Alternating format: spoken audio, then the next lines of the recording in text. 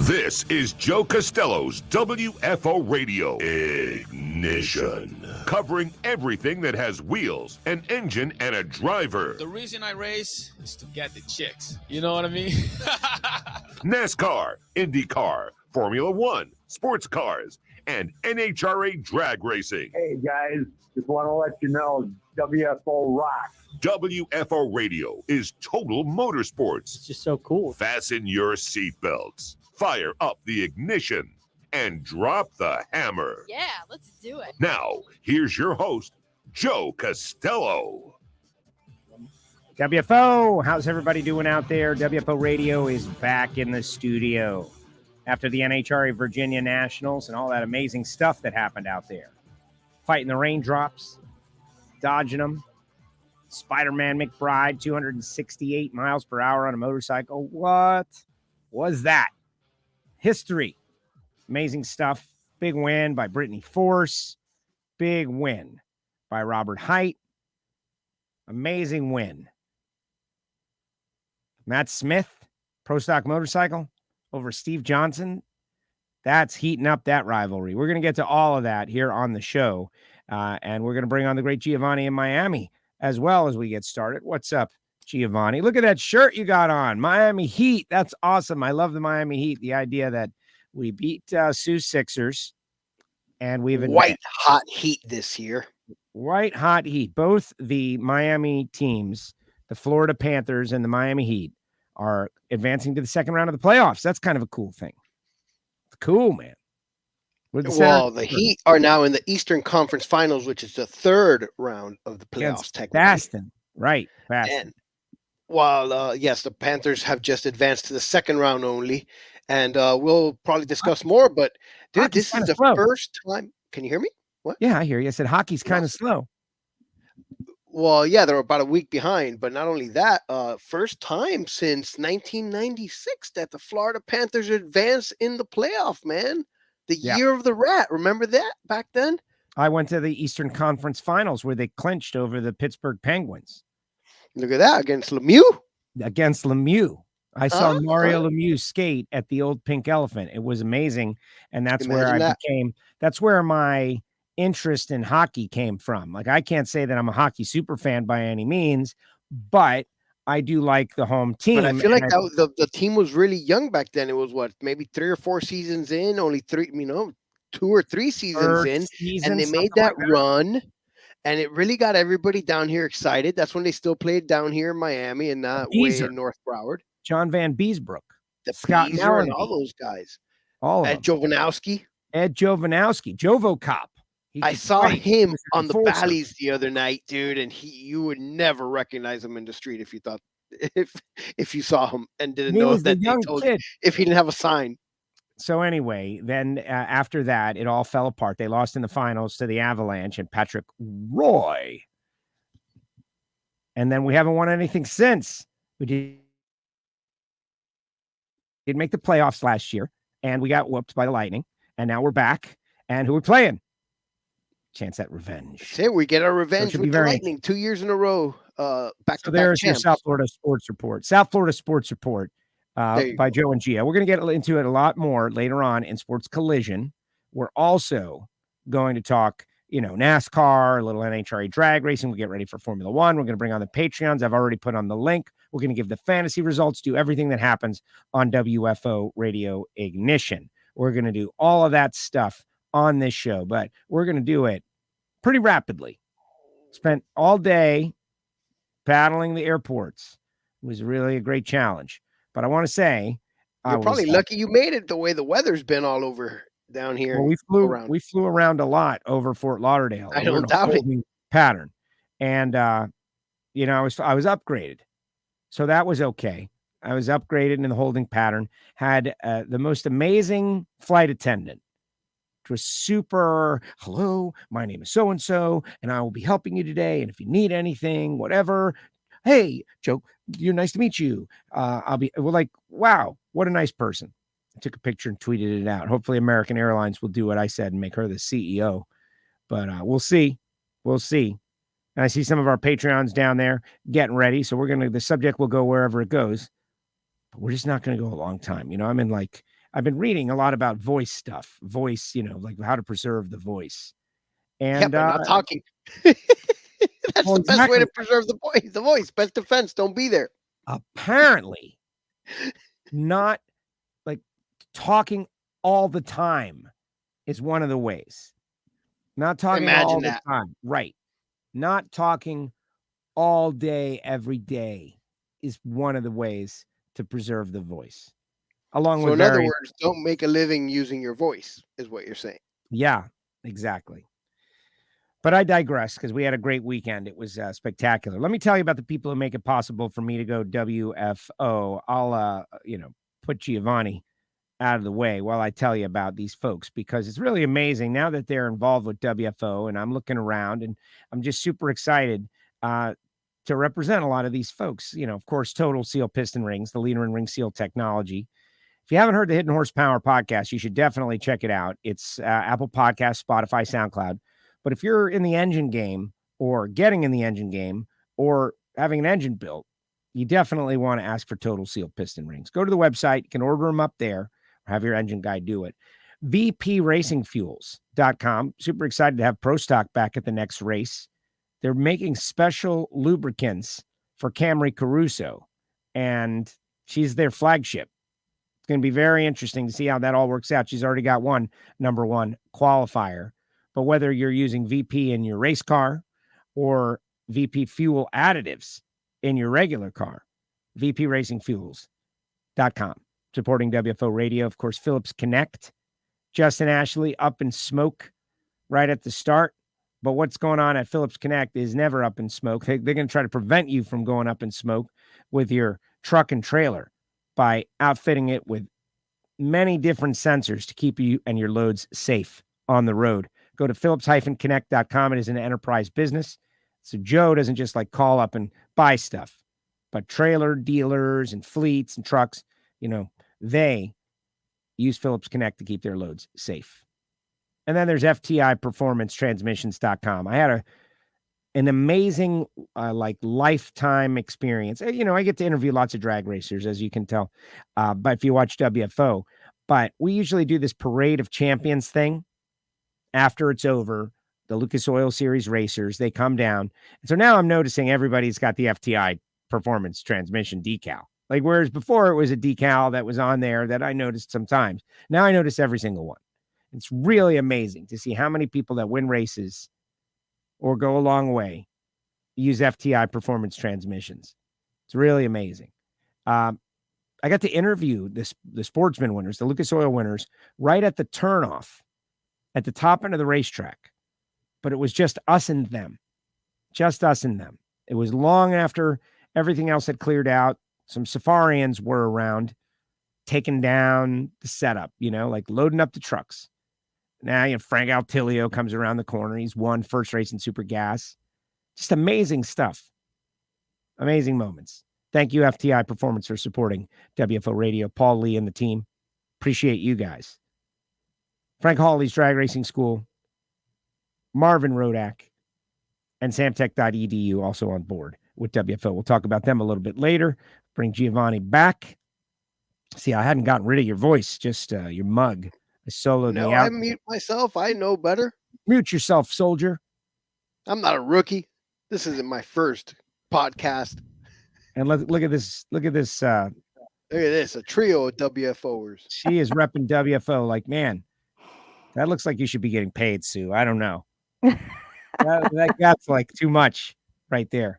You want to hear a funny story? I'm walking through the pits, and David Eaton, who has a bad dude comp car, man. This thing is wicked.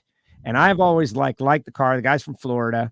But as luck would have it, we haven't had conversation. Called his name a whole bunch of times, but you know how it goes, Sue. It's just I don't know, atoms out there. They don't run into each other until they do. But anyway, so I'm walking through the lanes and I decide to go, say hi. Listens to every episode of WFO. He is a diehard WFO listener and super appreciative of the show. And he's asking for stickers and everything. He's like, please bring me some stickers. Oh my gosh. And so I thought to myself, maybe there's more people like that. There are. Isn't that crazy? He goes, you don't understand. I'm on a tractor, man. Hours and hours and hours on a tractor, back and forth, and it gets me through. And that's like the second or third person that has told me that in the past 2 weeks, that they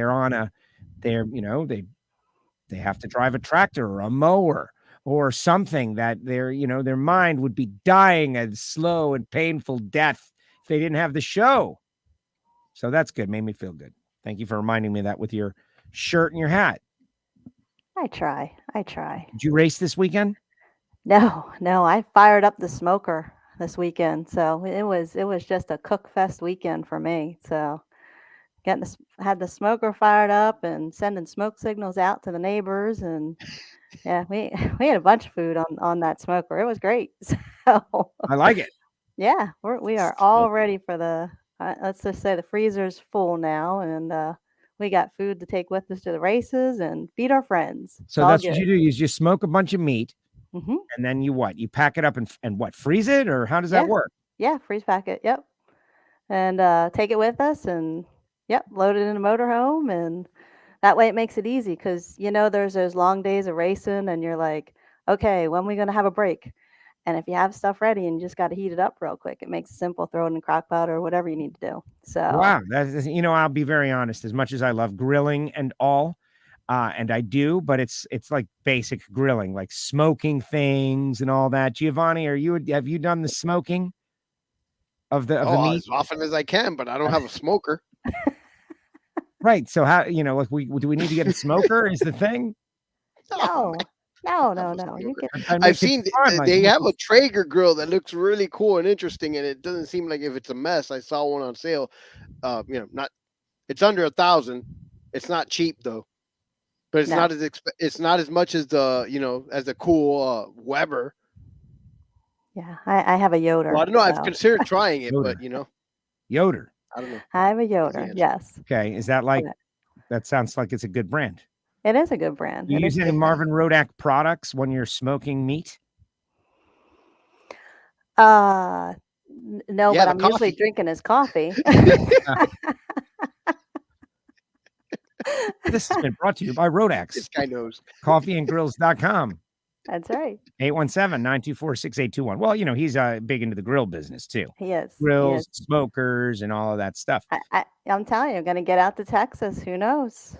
Who knows? Get out to Texas and spend some time at Rodax and big Rodax meetup. That was a big thing that happened a few years ago. Terry McMillan was there. It was a scene. We had a great time. We were eating meats, all of that stuff.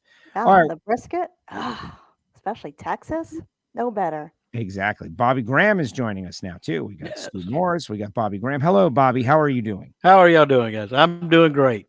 How's your internet access today? I had 3 bars. We'll see. Okay, I'm in the same boat. Mine hadn't built it yet.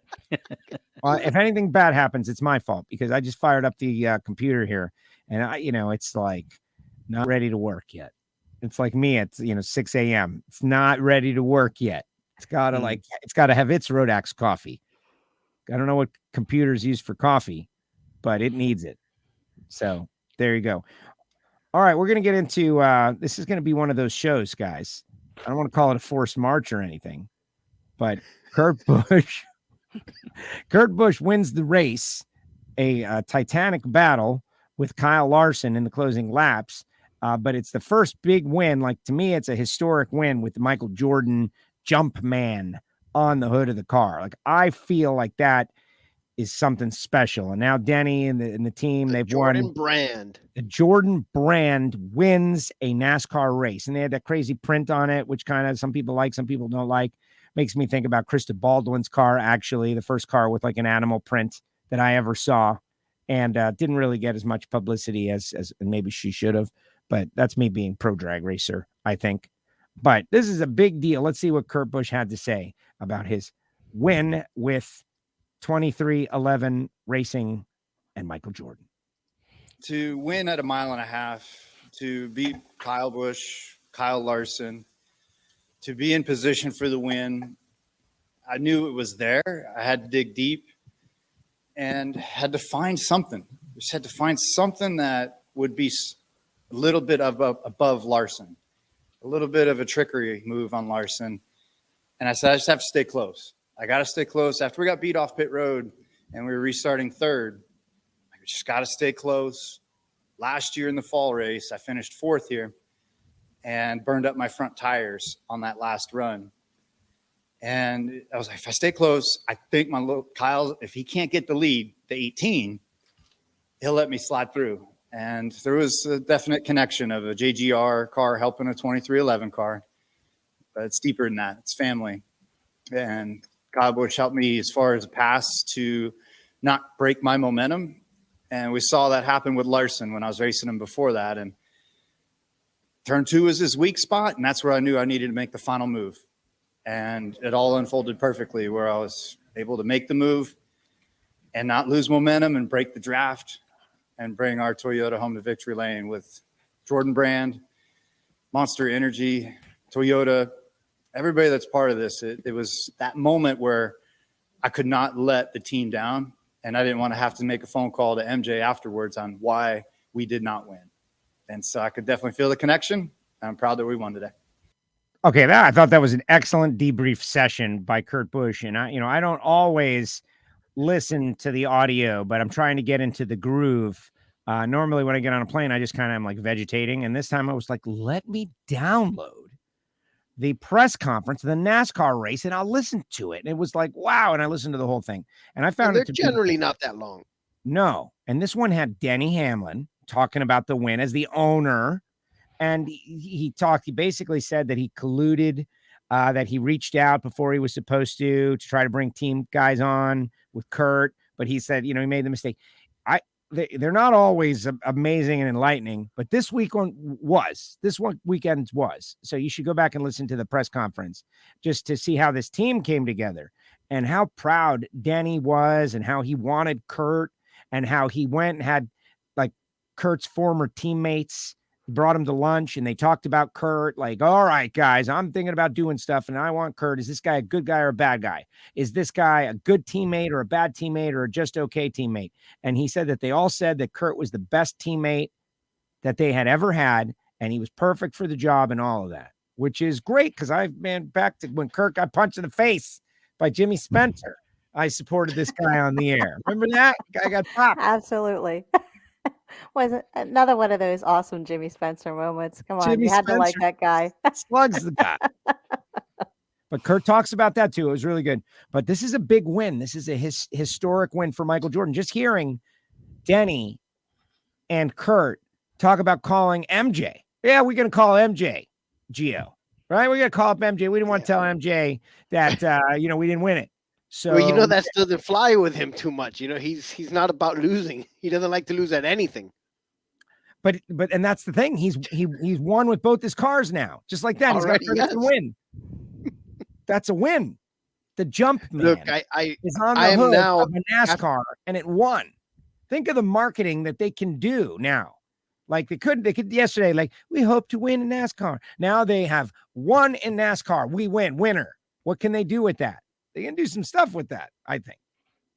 I definitely agree. Now, just the fact that, and they won the day they brought on the Jumpman sponsorship. That car normally has the Monster or whatever else they've got going.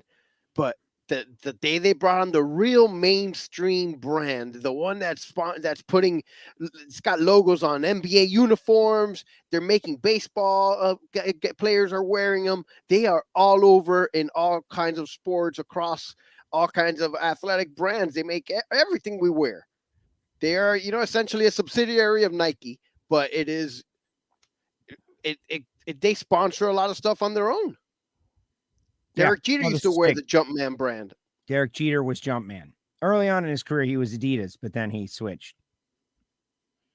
Because, Jordan has the greatness. Yeah, I think that's going to be big. I think they're going to be able to bring on a lot of mainstream sponsors that kind of sponsor that we maybe never associated with the sport, but it's going to be associated with Michael Jordan. Yeah. It's a lot easier for Jordan to go in there and be like, hey, I need this. And this is, look, couple years now, and we've already got a win each year and we're just getting started. And as soon as we learn what we're doing and we get some more financing, we're going to be competing. Exactly. You know? Hey, Monica's who's out gonna- there. I just want to Who say can shout argue out with to their Monica. success so far? Now, granted, the new car probably has. I just a lot want to do shout with out this to also. Monica because Monica wasn't feeling well and it was kind of a serious thing. Monica, we've been following your tweet and everything, and WFO listener, you and AJ. So thank you. I don't know if you want me to say that or not say that or what, but bottom line, we're thinking about you, and thank you for logging on and watching the show or listening to the show as a Patreon. We appreciate you guys. Back to you, Gio. Sorry, just for the moment passed. No, I'm sorry. You hate That was Monica. it. Basically, I mean, that that's I it. believe It's like, that this is a huge win for NASCAR, for Kurt Busch, for the sport in general, really, and definitely for 23x11 or 2311 racing. you know who else is on there for the first time in a long time? JJ Husker fan. Yeah. When was the last time JJ was on? Oh my goodness, what a crazy day this is. Way to go, JJ. How about that? Bobby Graham is like, oh my goodness. I don't remember last time. It's been a while since JJ's been on here. As the kids would say, it's been a minute. It It has been a minute. Now, Bobby, were you able to see the NASCAR race at all? No. No. It was not on terrestrial television, so I was not No, able you to know see what? it. I got to tell you, I inadvertently ran into some what was on the regular Fox. Did you click on that, Bobby? They're really pushing this USFL stuff. Mind you, and that's what was on was the USFL. yeah, no, that's on the big Fox during the race instead of the race. right. Oh, get out. Wow. Yeah, Wow. That's kind of and news there's like to me. 8 You're people breaking in news. attendance in the stadium, How many? and I think I'm including like Yes, coaches the stadium was and empty. sideline personnel. Nobody's going to these games? There is no one there. I mean, there are like a handful of people spread throughout the stadium. And when I mean a handful, I literally mean a handful. There can't be The more than end 10 zones people. were completely empty. There wasn't 6 people in the end zones. They tried to keep the cameras from from showing the stands as much That as they tells could. you something. There's But it's a something to TV be learned product, I guess. The real question is, like, who really wants to watch this kind of football at this time of the year? You know, football is a fall sport, and they've already got it covered with college football and the NFL. That's about as much as we can handle. Like right now, we've got other stuff going on. We do have Retired others. coaches and players that couldn't get on. That's the ones that want to watch it right Well, now. that's the ones that want to play too. Yeah. So who are these guys, Gio? These Yeah, guys well, you are know what? guys- If there's a market for it and people are willing, advertisers are obviously willing to pay us some bucks to put it on, and they're going to try hard. It's on the big Fox, and NBC puts it on the big NBC too. While the race, Well, they're trying. I mean, they are Well, trying. no, I'm against it because it's knocking NASCAR off the big network to the sub network for something that nobody's watching. I'm against that. Soon. Well, that's how they do Soon. it. That's the product they're trying to show. They're Case. trying to show it, but you know what? If nobody's going, then you're right. We all have enough connections. People don't just want to watch football. Just football, just random football with guys that you don't know, dudes that are like just not quite good enough to be in the NFL or post college or whoever these guys We are. could go watch the local high school kids for that. Well, but even more so, you have a connection to the local high school kids if your kid's in the school, right? Like This is true. people want to root for the Steelers because of Pittsburgh, and them and their dad watch the game and Pittsburgh Steelers and blah, blah, blah. The Steelers, Miami Dolphins. We're part of something. Miami against the world, the Miami Heat beating Sue's team. Hey, wait a minute. It's still fresh. Sorry, too soon. Sorry, Gonna Sue. get Doc fired. No, that's all right. I'm cheering on for the Heat now. So You're with the Heat now. I am. They beat our Sixers. Oh, that's told great. Oh, Gio. my headset came out. Gio, Uh-oh. take over the show. You're the guy now. You're the host. She's just right. like No that. one wants to see Boston win. No, no, we don't want to see Boston win. They need to tank. There's a million reasons, but I'm not going to get into any of them. Let's not do that, over no. the airwaves of Let's anything. keep it a family-friendly show. Yeah, but Absolutely. but I can agree though that we don't want to see Boston win. Like we can't let Boston win. How he Definitely dropped not. his, Doing that again. yeah. I did that once at the racetrack. He had to get his Heat flag out. I had to get the Heat flag out, baby. Let's go Heat. Let's go Heat. I'm so glad I got this, Gio. The whatever that was, the original Miami Vice look. Hey, and I'm with Monica. See, Monica summed it up. We don't want to see Boston win anything. So I just want to say I've been to Boston and I really enjoy like walking around the city, and I thought it's really beautiful and the food and everything is great in Boston. Love the city of Boston. And I've got a lot of great friends that are from Boston. And guess what? I don't want to see their teams win anything. Does it happen to be? You're headed to Epping soon. None of it. Yeah, well, exactly. Screw you guys. We have a great rivalry. You remember last year or 2 years ago, I ended up in a shouting match against 50,000 Bostonians. Yelling. And they remember you now to this day. Yeah. Should I put that out there in advance of that? Why not? Make it fun. Hey, Boston, I'm coming back. That's right. Wear my Yankee gear. I'll have a Yankee shirt underneath and bust my shirt open. Well, now's a good time too. That's right. Yeah, now is a very good time to throw as many shots as is possible. So I'm not going to bust my shirt open. I'm not going to wear a Yankee shirt, but I definitely will throw hundreds of shots. Well, you got to get one of those New York Yankee hats that Lagana has. That camo hat that he was wearing this weekend was actually kind of cool. Yeah, well, Bobby has got to hook up at somewhere and gets all the gear, man. All the gear. But that was pretty cool. Sue, any thoughts about the jump dude, man? You could get like at least two of those new Yankee hats for the price of one F1 hat. So you should just spring for two of them. No, I saw someone plunk down $100 for the F1 for the Verstappen hat, man. I don't know if I said that on last Monday, man, but that still has me a little bit traumatized because I paid $100 for a shirt, but at least that's a shirt, man. You know, I don't like to pay $100 for a shirt. That's work harder, man. That's way it. over my budget. But man, the girl right next to me, she goes, "Can I have the Verstappen hat?" And then the guy picked like the Suarez one or a different one. She goes, "No, not that one. The one to the right, the $100 one." And that's the most expensive one. What? Yeah, I'm a real fan. The most expensive one for a hat. All right. So what we've done is we've decided that WFO hats are not exclusive enough. The hat you see Sue wearing is now $50.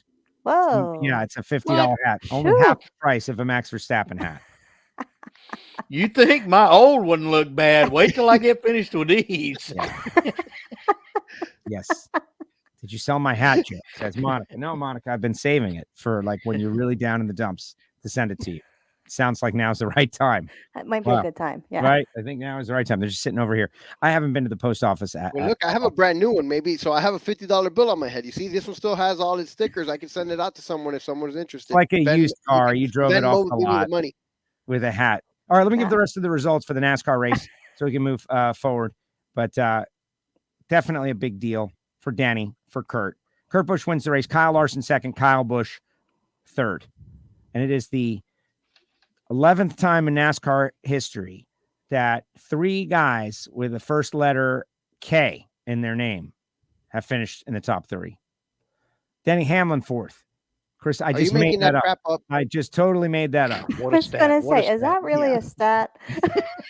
Yeah, it sounded like nonsense to me. I was stumbling a little bit. Actually, I normally am a little sharper with my life. That's some more of that real fake news, Sue. That is real. Fake news is real. That's what I said. Fake news is real. Denny Hamlin fourth, Chris Bell fifth, Martin Truex, Ross Chastain, Ricky Stenhouse, Alex Bowman, and Bubba Wallace rounding out the top 10. So yeah, great day for 2311 racing. Austin Cindric, Ryan Blaney, Austin Dillon, Brad Keselowski, Kevin Harvick, William Byron, Joey Logano. Wow, those two, 16th and 17th. Any sparks between those guys, Gio? No, not really. They kind of gave each other the room, and at the point that they crossed each other, there was always one of them was clearly faster, and there was just like no messing around. Did you see the video Joey put out? He's like, "Hey, I sent you that, huh? How about Joey? He's not taking any crap anymore. He's not little Joey anymore. He's not taking that crap. He'd whoop on Matt Kenseth's butt now." He's not 22 anymore. About that. Remember that? He drove back out on track, Days of Thunder style. And a lot of the Kenseth fans were like, "Yeah, that's right. That's what you're supposed to do." Yeah, except that essentially ended Kenseth's career. Yeah, pretty much. Yeah. Think about it. It did. Yeah. It did. Yeah, it really kind of did. It was that was the moment that Joey Logano won the championship the next year. So those people can say all they want, but who's still driving? Hey, well, that's age-wise. I mean, come on. At some point, Joey was going to overtake. Joey's just going to make him flinch the rest of the year. It's going to be like, Well, what he said, he the way I see it, we're even. If he wants to start another round, he can. But I'm going to come back harder every time, and it's not a good deal for him. And you know what? Like, that's, I think, a great way to say it. And if you're William Byron, I think in that moment, you got to say, yeah, let's just let it go. Like, he just kind of like, what's the point of it? What's the point of me like tit for tat? And the guy is warning me, hey, we're even. Move forward. And I thought Joey did a great job. Now the people who hate Joey probably didn't like it at all. It was racing. Come on. Well, that was racing. That's some racing there. No Grayson. Have at 18. it, boys. Exactly. Corey LaJoy, 19. Ty Dillon, Harrison Burton, Cole Custer, Michael McDowell, Chase Briscoe, Todd Gilliland, Eric Almirola, Chris Busher, Josh Balicki, Chase Elliott, Tyler Reddick, JJ Yaley, Eric Jones, Daniel Suarez, Cody Ware, Justin Haley, BJ McLeod, 36 cars. And the laps that I saw were pretty exciting, pretty intense, battling. Kurt Busch and Kyle Larson. Bobby says, change cord, JJ, cheap investment. Oh, I'm listening to till my battery dies. Good to see everyone. Good to see you, JJ. Thank you very much. And then his battery is going to die. You know, JJ, you're not supposed to let your battery die, right? Doesn't that take like life off of it every time you let it die? No, actually, it's a good thing if you let it discharge. No, not really. Yeah, discharging. It goes down to 0, though. You can let it down to like 5%, but not. Yeah, Right. you can't go to 0. Yeah, don't go to 0, right? Don't go to The new 0, one JJ. Yeah, it's understandable that I think when you let it just completely die, for lack of a better term, Like it can't be good. It's like your phone's heart stops. You should not do that to your phone. No, it's like, how about it's not, you shouldn't run the car completely out of gas, right? You shouldn't run the car completely out of gas. Absolutely. Never, ever, ever. You should never do that. All the debris from the tank is going to get into the carburetor. Oh my God. Yeah, they've got fuel injection in the Carburetor. You get the whole point. On the race car, maybe, but you know. Anyway. I don't know about your everyday it's not driver. good for the fuel pump, right? It's not good for anything. No. Don't run it dry. Or the injectors for nothing. Didn't your dad always tell you? Make sure Yes. you don't let it get below a quarter tank. No way, never below a quarter tank. That's exactly right. That's where all the bad stuff is, down in there. It's got to stay full. This is great. You know what? This is so reaffirming that we all. No, but you know, hey guys, I'll tell you something. Now that I'm in the future, or I guess in modern age with a car, you know, the car pretty much now. If you run out of gas, like, you're just a moron, because it kind of tells you exactly how much gas you got left. I mean, I'm 10 miles, man. 10 miles. You know, it's 5 miles. Telling you know, you got X amount. It's right down to the mile. So it's like, I used to play the guessing game, you know, oh yeah, about 28 gallons. I get about, 12 miles a gallon, so I should have a couple of miles left. But no, now it tells you. So come on, I have no mercy. I used to have no mercy if you ran out of gas, but now, please, there's definitely no excuse, man. You better call AAA or something. Do you think that thing is exactly accurate, or do you think they build in a couple extra miles for you just in case? Like, does it run out right on 0, or? You want to try it? That sounds like a Seinfeld do an show, experiment. dude. Tell us how you make out this weekend, Joe. And doing that shaking doesn't do it any good either. You're not supposed It's out. to run it out. That's the thing. We can't do the experiment, because to do the experiment, we got to run it out. Well, then. Well, I thought you were volunteering. From what I understand, these new cars that are coming out, It's still in the warranty, so now would be the time to do something stupid. When? No, I like Monica's point. Just a moron, though. Just a moron. Yes. Well, if you do that, I think now at 10 miles, it drives itself to the gas station. It just like, hey, man. You know what? That makes total sense. Right? Like, they, instead of putting on a light, or no, GPS, boop, gas station's nearby, boop, goes straight to the gas station, and then like heads up display. It gives you tells you you're number one. Look, we're doing product research here for General Motors. That would be very interesting. There was also an IndyCar race this weekend, guys. As the month of May is going on, the Indy 500 is coming up. And so we got started, and it was a wild race at the Indianapolis Motor Speedway. So much so that reading the story made me want to go watch it. Colton Herta wins one of the wildest races in recent NTT IndyCar history, because it was raining and not raining on different parts of the track. And so they were coming in like, we need slicks now. Wrong. All right. Now we need rain's here. We need the rain tires. Get the rain tires. Wrong. And it just kept doing like the opposite. And everyone was on different strategies and all of that. But in the end, it was Colton Herta who overtook some guys that had rain tires with slicks. And that actually sounds pretty interesting. But it is the month of May, which means the Indy 500 on May 29th, which is the greatest spectacle in racing. Gio's been there. I've been there. It is an amazing thing. It is. I can attest. It's an amazing thing. Formula One, Grand Prix of Monaco, but we've got Formula One next 3 of 4 weeks. We've got the Spanish Grand Prix this weekend. Spanish Grand Prix this week. Spanish Grand Prix. Well, that's what I just said. I said we have Formula One 3 of the next 4 weeks. Spanish Grand Prix this weekend, Monaco next weekend, a weekend off, and then where'd you say Azerbaijan? Yes, sir. 3 out of the next 4 weeks. One of those countries I didn't know existed till Formula One came around. You can get there. You still don't know if it really exists or not. Well, I mean, we know that they're there. 50 million. Oh, you're a Formula One snob now.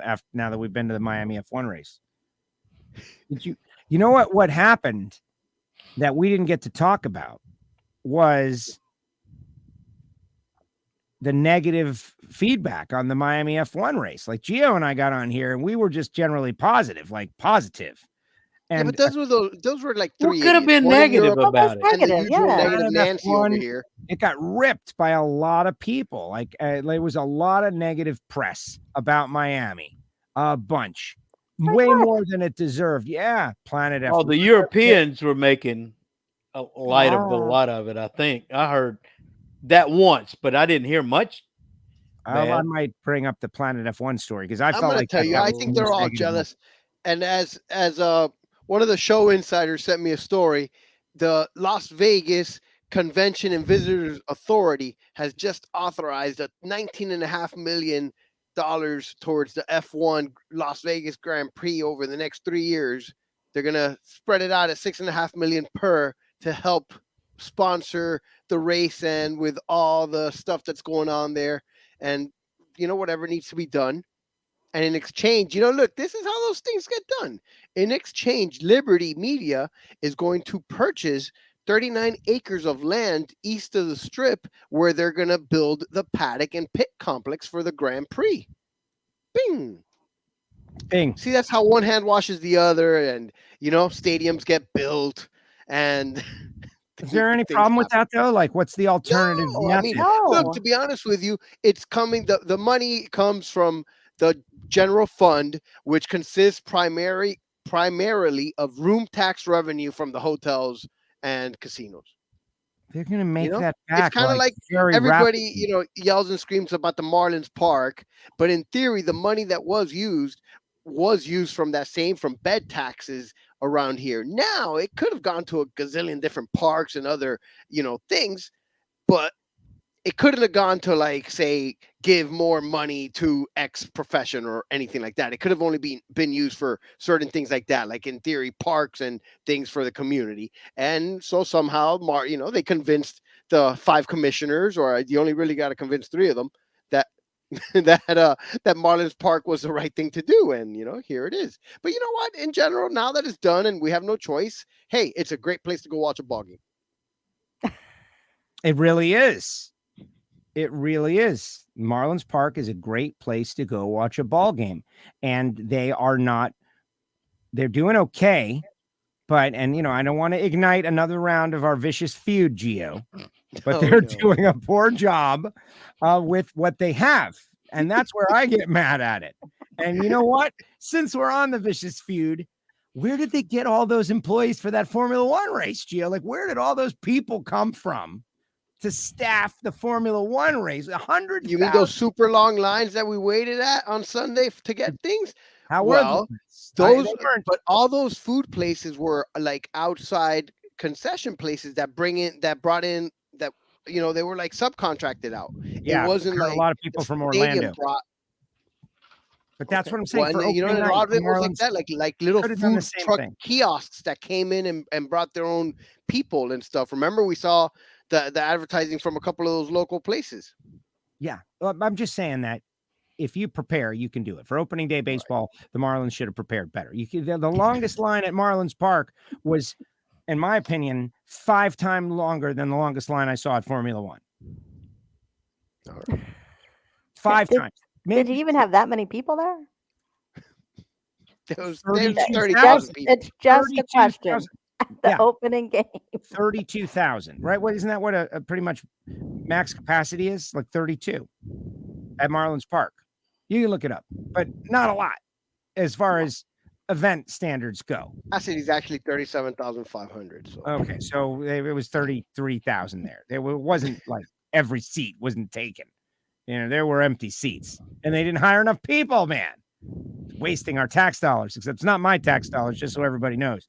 It's people from Miami, like City of Miami people paid for that. Now you're not from Miami. The story changes. Good catch, Bobby. See, Bobby, the reality is he never really has been. His phone number starts with a 954 area code. I was born in the 305. I was born in the 305, but whatever. I don't care. I love where I live, like right on the outside of the madness. Like, close enough, but not in it. I can dip in there 15 minutes. I'm over there, but I'll be just kind of hanging here at the surface, seeing how it goes. Anyway, here's a story from Planet F1 that triggered me. This is the appropriate word, trigger. Like, we got off the air last week glowing in our Formula One extravaganza. And this past weekend at NHRA, it was an amazing experience to show up like normal and have nearly every person I encountered, nearly every single one of them, be like, oh my gosh, how was it? You were there. We saw you were there. It looked like you guys were having so much fun. That looked great. How was it? What did it like? It was incredible. It was like a celebrity. It was a rock star because I went to this stupid race down the street from my house. Everybody had great questions. Just looking at, by the way, I want to say I experienced NHRA Drag Racing 7 days later. I love our product. I love NHRA Drag Racing. Like, we put on, when it doesn't rain, our show is great. It could be much better. If you picked up what we were doing there in Virginia and we lowered it down in front of the Formula One crowd at the Autodrome, they would have loved it. They would love it. We have a great product. We just got to figure out how to get more eyeballs on it and explain it to people. But it was great. But everybody was very kind about the Formula One experience. So I thought it was positive. Everyone here that watched it, all the racing fans, they thought it was positive. Planet F1. Finley Krieboulder, F1 must avoid going too far in quest to crack America. It looks like Formula One is finally fulfilling its goal of cracking America, but if the sport isn't careful, it could come at a price. Stefano Domenicali and company, left the inaugural Miami Grand Prix feeling good, to say the least. What we have lived over the weekend has been just amazing, the F1 CEO told GP fans. If you think we signed the contract less than 1 year ago and there was nothing, it's impressive. So congrats. It's great vibes.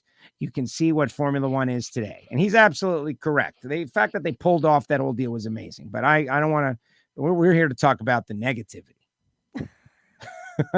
We were just discussing that this event has been bigger than the Super Bowl in terms of numbers, in terms of the celebrities you saw on the grid. Everyone wanted to be there, and it was difficult to say yes or no. Everyone was saying, this is the place to be. Formula One. So I think we should all be happy, said Stefano Domenicali, or Stefano, however you want to say it. And I agree with him.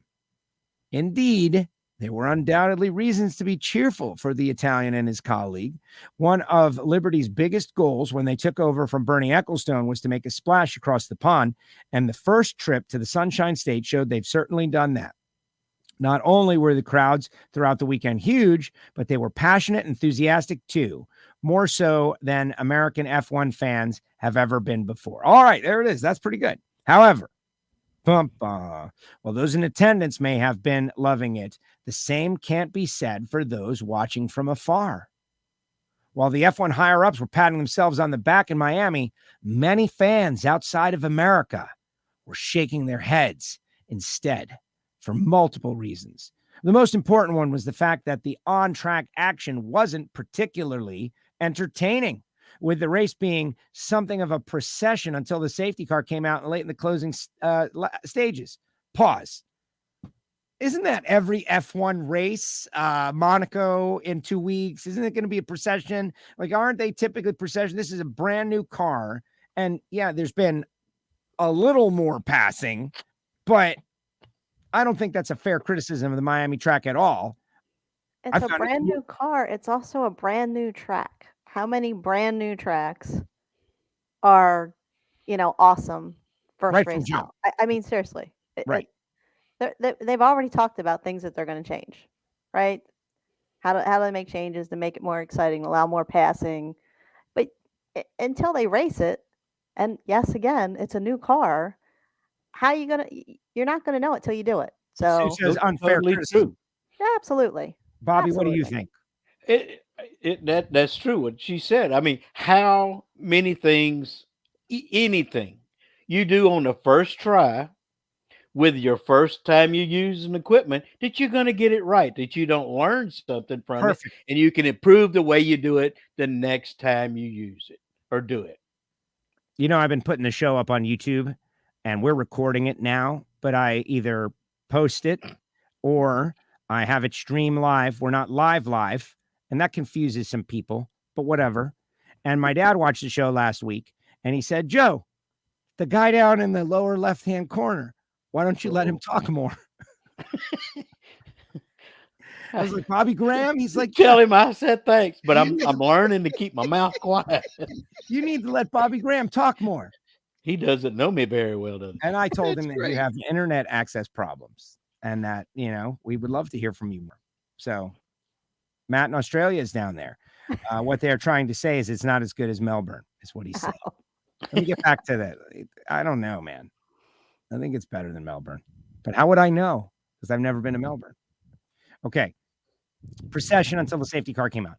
Many off-track parts of the weekend weren't particularly well received either, such as and this one triggered a lot of people, guys, post-race ceremony, which saw the drivers given a police motorcycle escort inspired by the old American TV show Chips, before walking onto the podium wearing NFL helmets. Gio, why don't you take that one? I don't know what's wrong with that one in Rome. Right? You're at the Dolphins Stadium. The Dolphins are the ones who pretty much made this happen.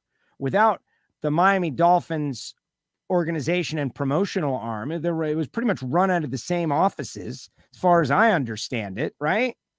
Yeah, man, this is a big Stephen Ross thing. They made, like 18,000 shell companies to like they have to for any business. But it's the Miami, whatever the name, South Florida Racing, South Florida Motorsports is owned by Stephen Ross, and it's run by Tom Garfinkel, who is also the president of your Miami Dolphins. That's it. My Miami Dolphins. Exactly. So I don't find that to be a very annoying. Troy is there, everybody. What's up, Troy? Good to see you, bud. How are you doing? Yo, I'm doing good. Good. Glad to be here. How y'all doing? Great. Tell your dad he talks a lot more than the guy on the bottom right now. Yeah, exactly. Well, isn't that funny? Dad never watches this show. Nobody watches this show. This is audio only. Dad's not going to listen to audio only, but you put it on the YouTube, he'll watch it. And he's like, yeah, man, that Bobby Graham, he don't let him talk enough, Joe. You don't let him talk enough. So point taken, Dad. Tell him sometimes he's just frozen down there. Well, half the time he is just frozen down there. But don't worry. The tower is coming. He's putting the tower in. He's going to get that Mint Mobile. It's going to be great. Fiber optic went by yesterday. They were hooking up the line. So I got fiber optic also coming for the internet. Wow. All right. Oh, Bobby, you are quickly moving all into changes here. Present. Tremendous. Bobby, you're going to be sad because they waited until I retired. Bobby's going to be sad when he find out that the fiber optic really just went right on by. They're not stopping. Yeah. I have the last light pole at my driveway. It ends there. Wow. Like the old, Lightning McQueen, that town when the highway goes by. And then it tries up, the internet goes by, and you're like, Let's get back to the negativity, guys. This is what everybody wants to talk about. Oh, gee. The negativity about all of this. The motorcycle thing, I got no problem with that at all. I don't understand why they're bothered by the Chips motorcycle. That's how they do. Like if there's a funeral down here, you get a police escort. Like the procession, you get the 2 motorcycles. That's a thing. Maybe that's like an American thing because in the rest of the world, they don't have motorcycles, police escorts, or the extra tax dollars to pay their cops to do that, or like I don't know what the deal is, but it's clearly cultural because that happens a lot around here, and I think we like it. Flashing lights and sirens. People are like, why did they have to do that? Because we can, man. They're lucky the Cubans didn't bring out the pots and pans, man. What's wrong with these Pots people? and pans. You know what happens out here? I think they would have understood that more. All of this left quite a large number of F1 fans far from happy, and the sport can't afford to ignore such discontent going forward. A divide between long-standing F1 fans and newer ones isn't anything new, but has been growing and growing in recent years. Take Netflix Drive to Survive series, for instance. It has proved immensely popular and has played a huge part in bringing new fans to the sport, particularly in America. However, many who have been watching F1 for years share the view of Max Verstappen that it's too fake and artificial, with effectively fictional narratives being created through the magic of editing. Such complaints have been ignored, though, with the streaming service doubling down with the approach more and more with each passing season of the show, which I've heard that is actually true from people who watch. Like Mike Heiner says that it was more factual and it's getting, the process of jumping the shark is happening, but they could rein that in. I don't know. I'll have to see. I still haven't seen the final episode of season 4. What people want, man. Yeah. Netflix is giving people what they want. Let's make it less entertaining. That's what reality let's stinks. judge by the fact that Dress it up a little. How many hundreds of millions of people watched the show and downloaded it throughout the world? Nope. We don't want them. We want to stick with just us, the old school Formula One fans. We don't want the sport to be more popular. We don't want the sport to be have more fans and more money in it. We want it to be less. Like that's basically what you're saying. Crazy. As a result, it became more and more popular with those relatively new F1 fans and less so that were along before its creation. F1's challenge is to keep both groups engaged and enthusiastic in the sport, and it failed to do so in Miami. The cringe-inducing gimmicks from the podium ceremony to the fake marina were the sort of things that can be seen at most American sporting events and are generally popular there, but not elsewhere in the world. And that was very much the case with this race weekend. Come on, every picture I seen of the marina, it looked like real water from the pictures. I mean, it's not real, but except it's part of the decoration. That's right. It's part of the show. Come on. I'm waiting. You know what's going to happen, right? I'm waiting for somebody to use that backdrop of that fake marina in something else somewhere that's got nothing to do. Right? Like all of a sudden, just, at some other event somewhere. Oh, yeah, we're over here. And they're going to use. Oh, they sold the fake marina. They sold it to someone else, and you're going to see it pop up somewhere. Maybe. Or maybe it's in storage. Maybe they're going to do it again next year. No, I think a bunch of people got a lot of B-roll, and you're going to see that pop up and all kinds of stuff, and you're going to be like, was that fake marina at the stadium? I agree with Bobby Graham. Who wrote this thing, Joe? Who wrote that nonsense? His name is, let's get his address. Let's get him. Oh, yeah, we can do that now, right? No, but all I see is some guy with a sweater tied around his neck who's never even sat in a race car. He's drinking some expensive wine and some old moldy cheese, and he don't know the first thing about racing. That's that old money, Troy. Old money. Finley Kribolder. I don't know. Oh, quit it. Finley Kribolder. Get out of here. You're making that up, dude. No, really. His name is Finley Kribolder. Oh, goodness. Okay, wait. There's guys. I'm so glad you're appreciating this the same way I did. Last couple paragraphs. Because you don't understand. This was the cold water on the whole deal. Oh my gosh, my computer's going crazy. You guys are having a problem. Uh-oh. Something just happened that has never happened before in my life. That was so weird. Okay, I'm good. I got You're on still control. good, man. You're still good. No, it was like the plane went out of control for a second. I thought we were crashing, but we didn't. I got it. How about that guy that landed the plane? He's a hero, man. He landed the plane by himself. It makes me feel like I could probably do it. Him and Right? the control Yeah, well, tower, you weren't around when the guy that didn't land the plane on Oliver Bridge on Saturday and Oh, wrecked no. into the bridge. You haven't seen that story? No, not yet. Oh, see? yeah. There's video all over Only in Dade. What is going on? Oh, only in Dade. Okay. See, Joe's bringing in the positive plane, and then Gio, Yeah, that Gio brings the negative. crashed it with more No, I've been negativity. pretty. Troy, I was very negative before you came on. So Yeah, Troy, you missed it. It was a you missed different it. way. You know, Yeah. it wasn't the positive Joe. We I'm went seeking negative. out. I'm seeking out the negativity. Okay, here we go. For proof of that, you only need to look at the replies to the tweet the official Formula One account posted about the podium ceremony, with the vast majority of them being critical, accusing the sport of becoming too showbiz and selling its soul. There's one obvious way in which F1 can bring an end to all of the above uproar, though, and that's by solving the much bigger problem, the race itself. There were many reasons why the sport decided to go to Miami for its second American race on the calendar, but very few of them had anything to do with actual racing. It's a country full of a huge number of excellent purpose-built circuits other than Circuit of the Americas, all of which could have produced thrilling races. Rather than heading to one like Indianapolis, as Sebastian Vettel wanted to through. Excuse me, I'm an idiot.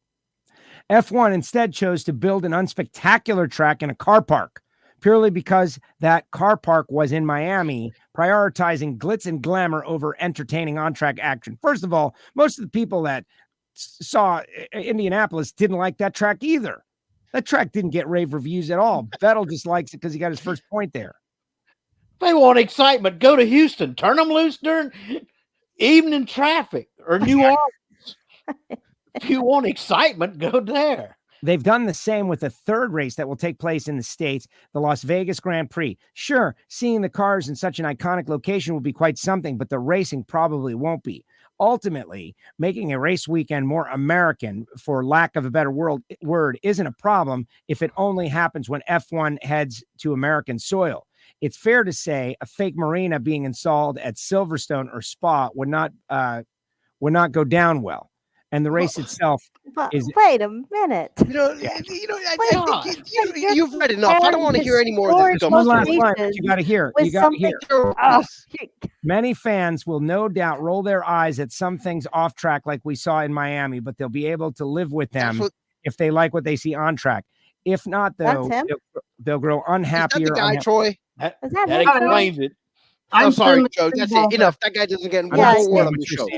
Enough. I don't want to hear any more of that. That guy, you know what? Hey, who even let that guy type a story on F1? He looks like he's never even watched a race. Exactly. I want to see him, Troy. I'm coming back over there. Snowing where he's at. All right. Let me see him, Troy. Let me see the guy. Hold on. Here we go. Hold on. Mark better. Here we go. He looks like he's 2 years older than my son. He looks young. Like he even has any experience of anything. Yeah, I gotta say I'm against him. I mean, That's come on. Finley Kreebolder. If you go to his own webpage, he will tell you that he is an excellent freelance writer on all things football and Formula One. Just ask him. Oh my God, yeah. Oh, well, football Finley, or football? Finley, you don't like what you said, Finley. And you know what? There was one line in there that I won't read that I can't find. I don't know where I saw it. Was it Finley's story or another story? But it said that Miami, after Las Vegas, Miami will take its place as the pathetic third most popular race in the United States. Oh, better party of one. Go home. That guy wouldn't know Nigel Mansell if he got run over. Yeah, it was sorry, Finley, but you missed the mark with your story, Finley. All right, thank you guys. I appreciate you. Made me feel better because that had me a little bit down. That around the world they didn't get what we got. They didn't understand the Miami situation.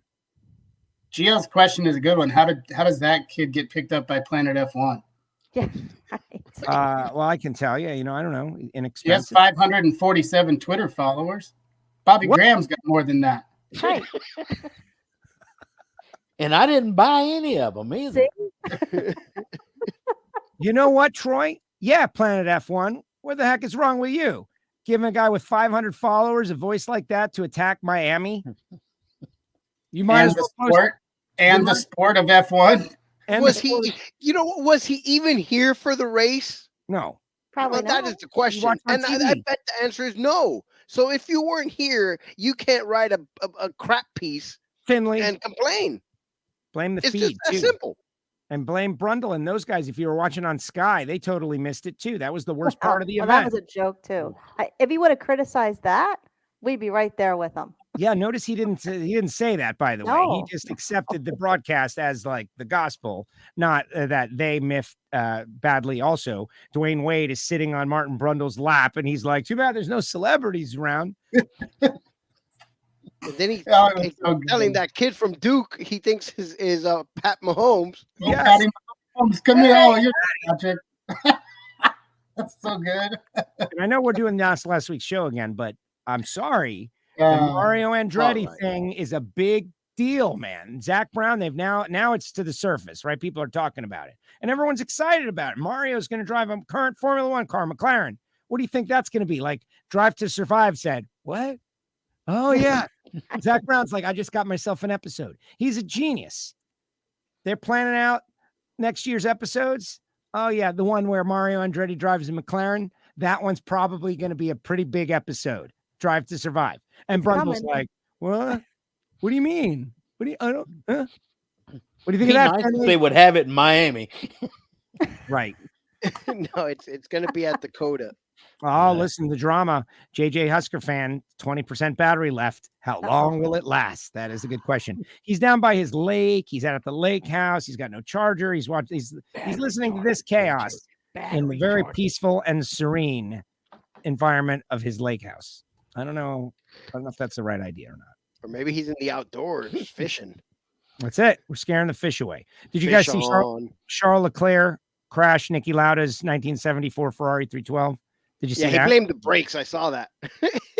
It was the brakes, man. It was the brakes. What is he going to say? It was definitely something in the brakes, like they gripped too hard or not enough, but he spun it around and backed it in. Well, what do you think it was? He just lost control? No, something went wrong. I believe him. It doesn't change it. It's still bad. Bad deal, man. Bad deal. There's a piece of history. You want to go drive? Yeah. That's never a good thing. No. There's no circumstance like Anyway. You wrecked a one of one. Anything else? Spanish Grand Prix, obviously, this weekend. I'm excited to get back out there. See you again. We need a Ferrari and Charles Leclerc to rally back. Yeah, hopefully he doesn't wreck the new Ferrari. Well, he was, he was running that and getting that wreck out of the way, so he'll be good. Yeah, I hope so. I hope so. All right, time for Sports Collision, Gio. Sport it up. Sports Collision. Woo, what a weekend of Game 7s. Some of them, like in the NHL world, were fantastic. The NBA ones were a little bit of a dud. But we did get to see Luka take control of that series last night in Phoenix and unexpectedly put a whooping on the Suns and send them fishing. That was, I got to tell you, that was definitely not expected. And earlier in the day, the Celtics put a bruising on the Milwaukee Bucks. Wasn't that a historic beatdown? Like, I remember seeing some highlights this morning. That was like they had one of the biggest leads in the history of the NBA at halftime or something. Well, they did have a 30-point lead at the half. I'm not sure. I guess that would be historic. At that point in the game, the score was 50-27, and Luka had 27 points also.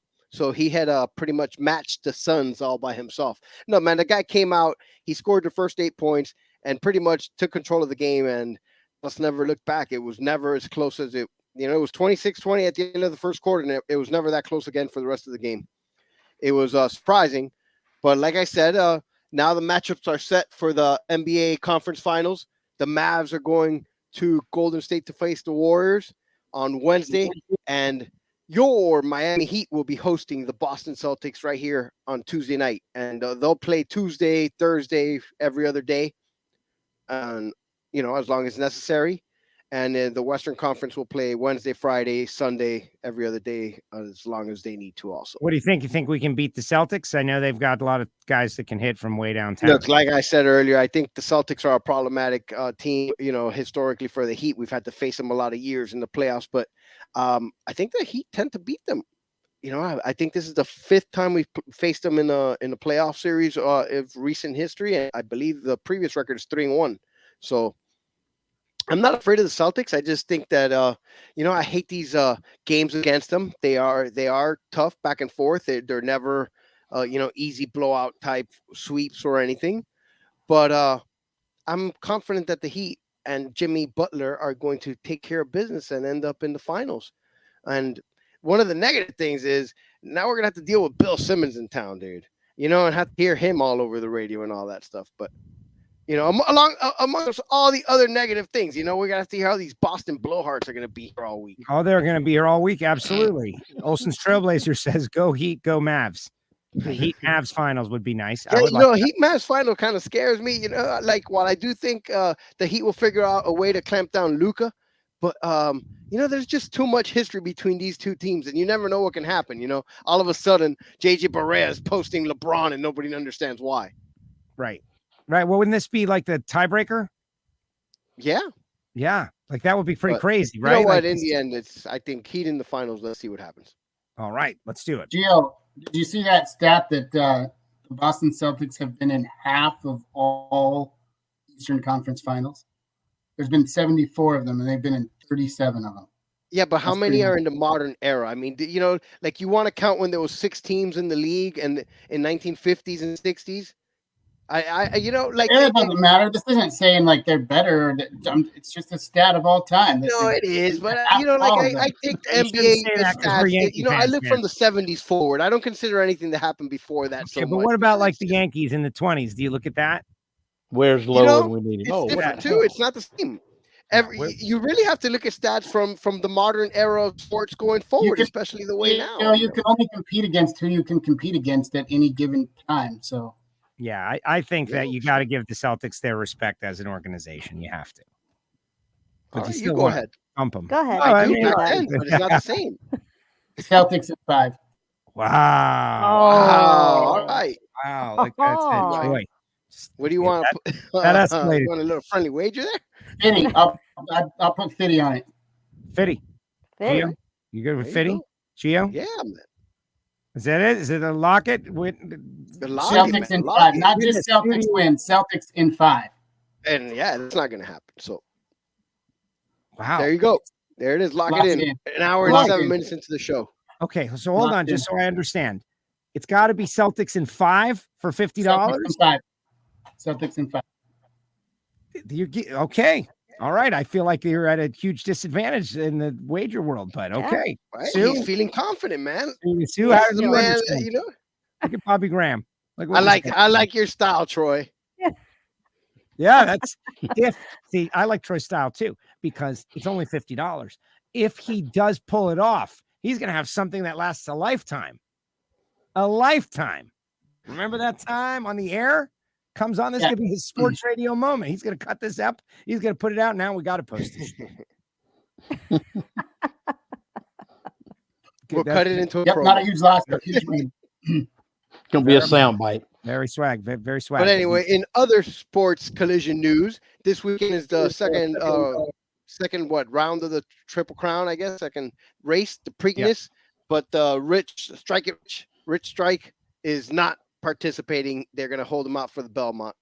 And also this weekend is the PGA Championship, because I saw Tiger taking some practice swings, and I heard him say that his leg feels even stronger than it did a few months ago at the Masters. And so Tiger all the way for the PGA. No gambling there. That is not a wager. That is just a fan rooting for Tiger and his bionic leg to come through. That I will not support my money, because I know that the odds on Tiger are way not too low. They're not where they should be for a guy that hasn't won as long as him, and he's broken and fragile, and he's not the man he once was. But we still root for Tiger around here. Are any of us though? Nobody got that business what happened in that car. Let's parlay it. with the no. Oh, No, because I don't think he's going to win, but I want him to win. That's just something different. And yeah, now, he's not gonna put But money if you want to down on find, it. if you want, I'll do some research and we can pick. I'll pick a golf to parlay it with. yeah, with a golf prop. No, I just want my $50 for the Heat winning the series and Boston not winning in 5 is really what's more important. But now we have just created a new crazy kind of slightly uncomfortable segment called Degenerate versus Degenerate. Troy versus West. East versus West. The Northwest Gambler versus the Southeast. versus Gambler. Who will fail?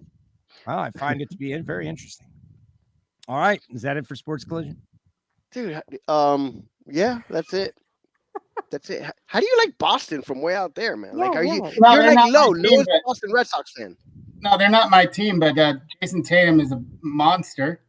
And I just think that they're you went with Does his kid have to be in every damn post-game interview? I mean, look, you're gonna get me started. I didn't want to get into this, but really, like, does his child have to be at every post-game interview? I find this to be unacceptable. Did you say that about Steph Curry? Miami. Did you say that about Steph Curry? No. With his kids? Steph Curry brings his kids up on stage every time. Bet you didn't say nothing about Steph. Yeah, well, I don't want to see Steph's kids.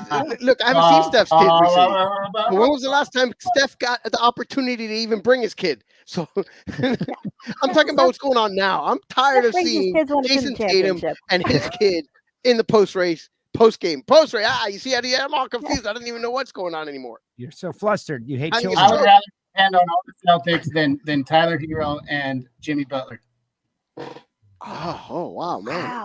Ouch! Dang! Wow. So it's look. I've always said it. There's nationwide. There's a giant anti-Miami bias. There is. He's right. There is, and I get it. I'm not anti-Miami. I'm not anti-Miami. I still think they're going to beat Boston. They're just not going to beat Boston. I love me some Pat Riley, man. All right. Well, that's good. No, did you watch Magic Time or what's it? Showtime Winning Time? HBO show? No, I haven't watched it yet. Magic Time. I haven't watched it yet. I don't know if I like Adrian Brody as Pat Riley, really, but the show itself is awesome. Now, Pat Riley doesn't quite look like Adrian Brody. Pat Riley looks cool, man. Pat is cool. He is the essence of cool. What are we talking about? Pat Riley. Like, come on, the guy. Although I hear he is frugal. That he's what? Rich people don't get rich by spending all their money. Yeah, no, exactly. Yeah, no, I know he is. Definitely, I've heard that, and I can also tell you for a fact that Pat Riley listens to motivational CDs in his vehicle. Yep. Wow. Yeah. You'd be surprised, but he goes out and gives those speeches all the time, and he gets paid big bucks to motivate people. Well, he is constantly listening to those in the car himself, and not his own. What if he listens to Monday Mo? Maybe he does. Right. Listen, Pat, if you're out there, you got to up the monthly, man. Come on. He's going to have to sign up for Patreon. Exactly. And thank you to the Patreons. You guys didn't get anything today, but you will later on in the week once I'm fully recovered. All right, Giovanni, is that it for Sports Collision? Excellent work. Yeah. We have the NASCAR All-Star Race. The Yankees are kicking ass and in first place. Oh, an add-on right there, like an ad for the Yankee fan. Oh, yeah, Sports Collision after the Preakness. The Yankees. Yeah, they're killing it. Judge. Look, it's early in the season. I don't want to, get too far ahead. It's a marathon. But at 24-9, maybe perhaps 25-9, I believe. You'd much rather wait until they're stinking to talk about them, right? Let's wait for a 10-game losing streak, and then we'll talk about how the Yanks are doing terrible. Let's ignore them when we're playing great. And Stanton is crushing the ball, and everybody's doing amazing things. Judge is doing walk-offs first time in his career. 25-9 and about to go 26. We're up 4-1 in the bottom of the 8th today. That's awesome. Every win matters too. Okay, all these wins, they matter. You got to get them because there will be dark times. There will be down times. But yeah, no, I'm feeling pretty good. Monica's happy. The pitching staff breaks down. Yeah, see, you were very negative about the Yankees. We're on the record. I was very positive about them the whole time, and you were very negative. Monica says, "Yay, Yankees." And, of course, Dom and Bobby Lagana are very happy with the Yankees. Everybody's very happy with what's going on right now. But I do agree with Gio. There is a foreboding sense of the other shoe may drop at any moment. All right, NASCAR All-Star this weekend. You know what I didn't do, Gio?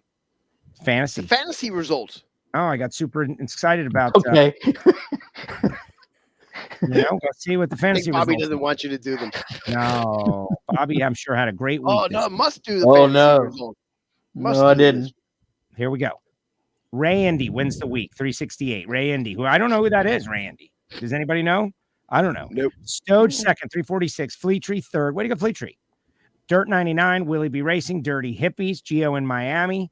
Dirt Girl. Woo! Top Fuel Champ, 1215. And Los Jincones. Rounding out the top 10, everybody over 300 points. Ray Indy, the most points, and up 4 only. The Stoge up 10. Biggest gainer, biggest loser, Elephant Racers. Dan. Where you at, Dan? That's a bummer. Craig and Newhall, the leader, only 6 points behind the Dirty Hippies. Right behind him, Mr. Fantasy NASCAR. A titanic clash shaping up. Wow. The clash of the Titans. 6 championships between the two of them. Dirt 99 fourth with Bad Brad, Ray Indy, Aviator Racing, Clausen Racing, Team English, and Hockey Dad, along with Bogan Bill rounding out the top 10. Hockey Kid, though, right there, up 2. Hockey Kid is going to inject himself into the deal, only 201 points out of the lead. Smothered and Covered, hovering around, 219 back. Northwest Nitro Fanatics, El Jefe, Los Jincones. Isn't Lowe a past champion too? Yes. Yes, he Yeah, is. I got to get those plates made. Dragster Jet, Jambalaya J, Zamboni John, Keen Racing, Barbecue Bob. You know what I really like? That me not doing stuff has now kind of become content for the show. It's like, Joe, he doesn't get to the post office. He doesn't get the plates made. He doesn't get stuff done. And everybody just accepts it. Thank you. Barbecue Bob, Olson's Trailblazers, Southern Racer X down 5, 23rd. Double O Dead On, Turn Left, Chicken Pit Special, Elephant Racers 27th, down 14, the most. Thug Life, Fantasy Clueless, Easy 009, Gio in Miami, up 3 to 31st. Just ahead of Rich and Saugus and Day Racing 21. Team 12, the Stoge, up the most, 35th. Dirt Girl number 2, Hillbilly, Willie B Racing, Sacramento Racing Fan, Top Fuel Champ, Beer Rita, Stubo, down 2. What happened, Sue? Eric Amarola happened. Oh. Fat Tire 22, Miss Laura, Rusty Racing, Dirt Girl, Texas Bugnut, Team Gray up 5. What's going on over there with the Gray? Hey, he set a team. Know. He set a team. I don't know. I guess he's moved the team around or something. I try to remind him, but it's not my job. I'm like, hey, have you set your fantasy team? He always says yes, but clearly he doesn't always. Well, he's got a new team going. I told you he's an 11-year-old teenager. He just always says yes to everything. Yeah, Dad, shut up. It's kind of what I hear. It's what it sounds like to me. That's terrible, though. That's terrible. I was this weekend. I was hanging out. Team? Yeah. Yeah, but I'm not going to attack him for setting a fantasy team because I have trouble setting my fantasy team. So that would me too. So it'll be hypocritical. And I get an email. Right. Utah Drifter Racing, 50th Highline Real Fine, followed by Texas Outlaw, Race Day San Antonio, Dixie. Pulling away from San Antonio, Mike. Uh-oh. Dixie making a move. Way to go, Dixie. Uper 1, The Real Dookie, Derail, Hebrews 12-1 Racing. I can see her Almirola. Steve the Trucker was out there, by the way. I don't know if I shouted out to Steve the Trucker at all.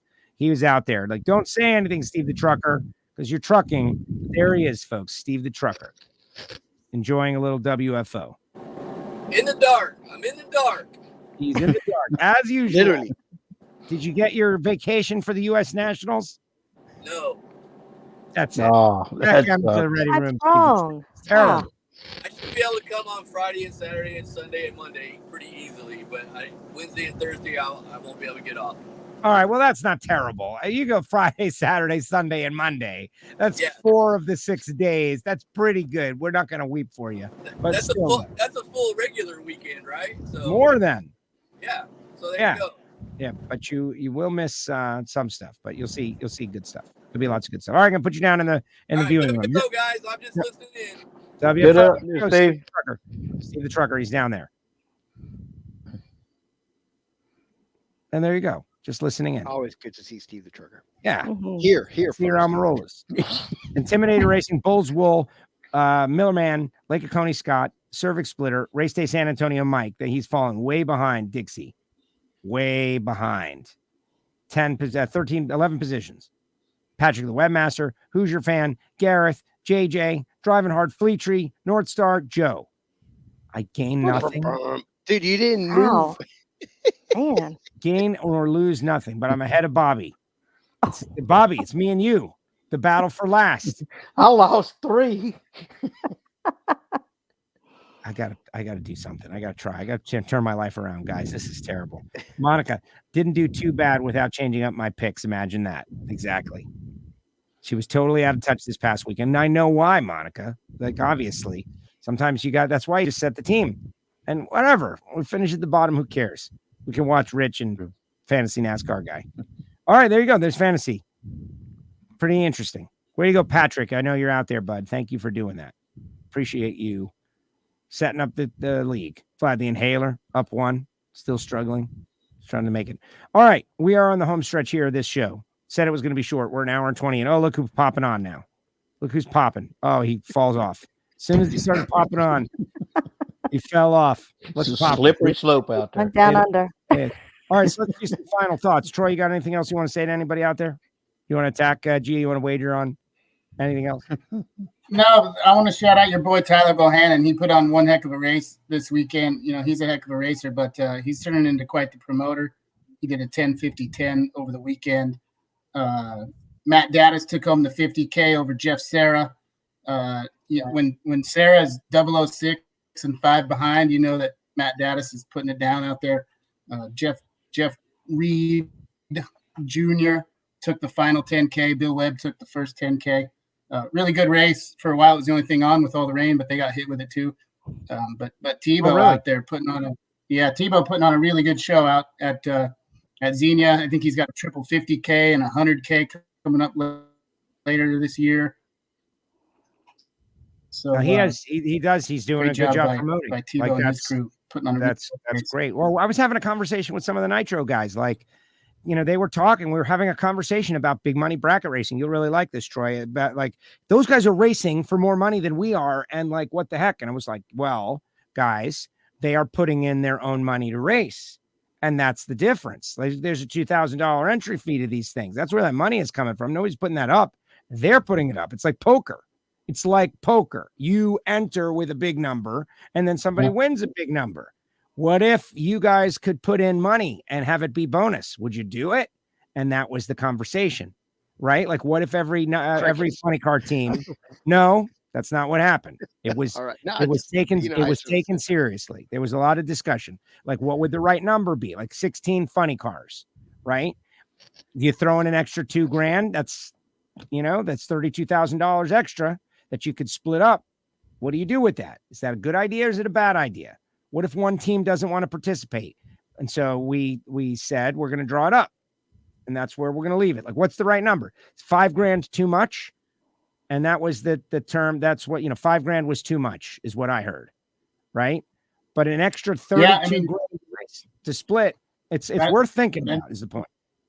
Well, what was that bet they did earlier this year? That funny car race, like 40 grand or something, right? Or 10 grand or what was that? Well, we did the Pep Boys All-Star shootout. You and Reinhart talked about. They put some money up on the line. I think that was 8. Oh, I don't know. Oh no, it was 10,000. It was a $10,000 bet, right? No, I don't think it happened.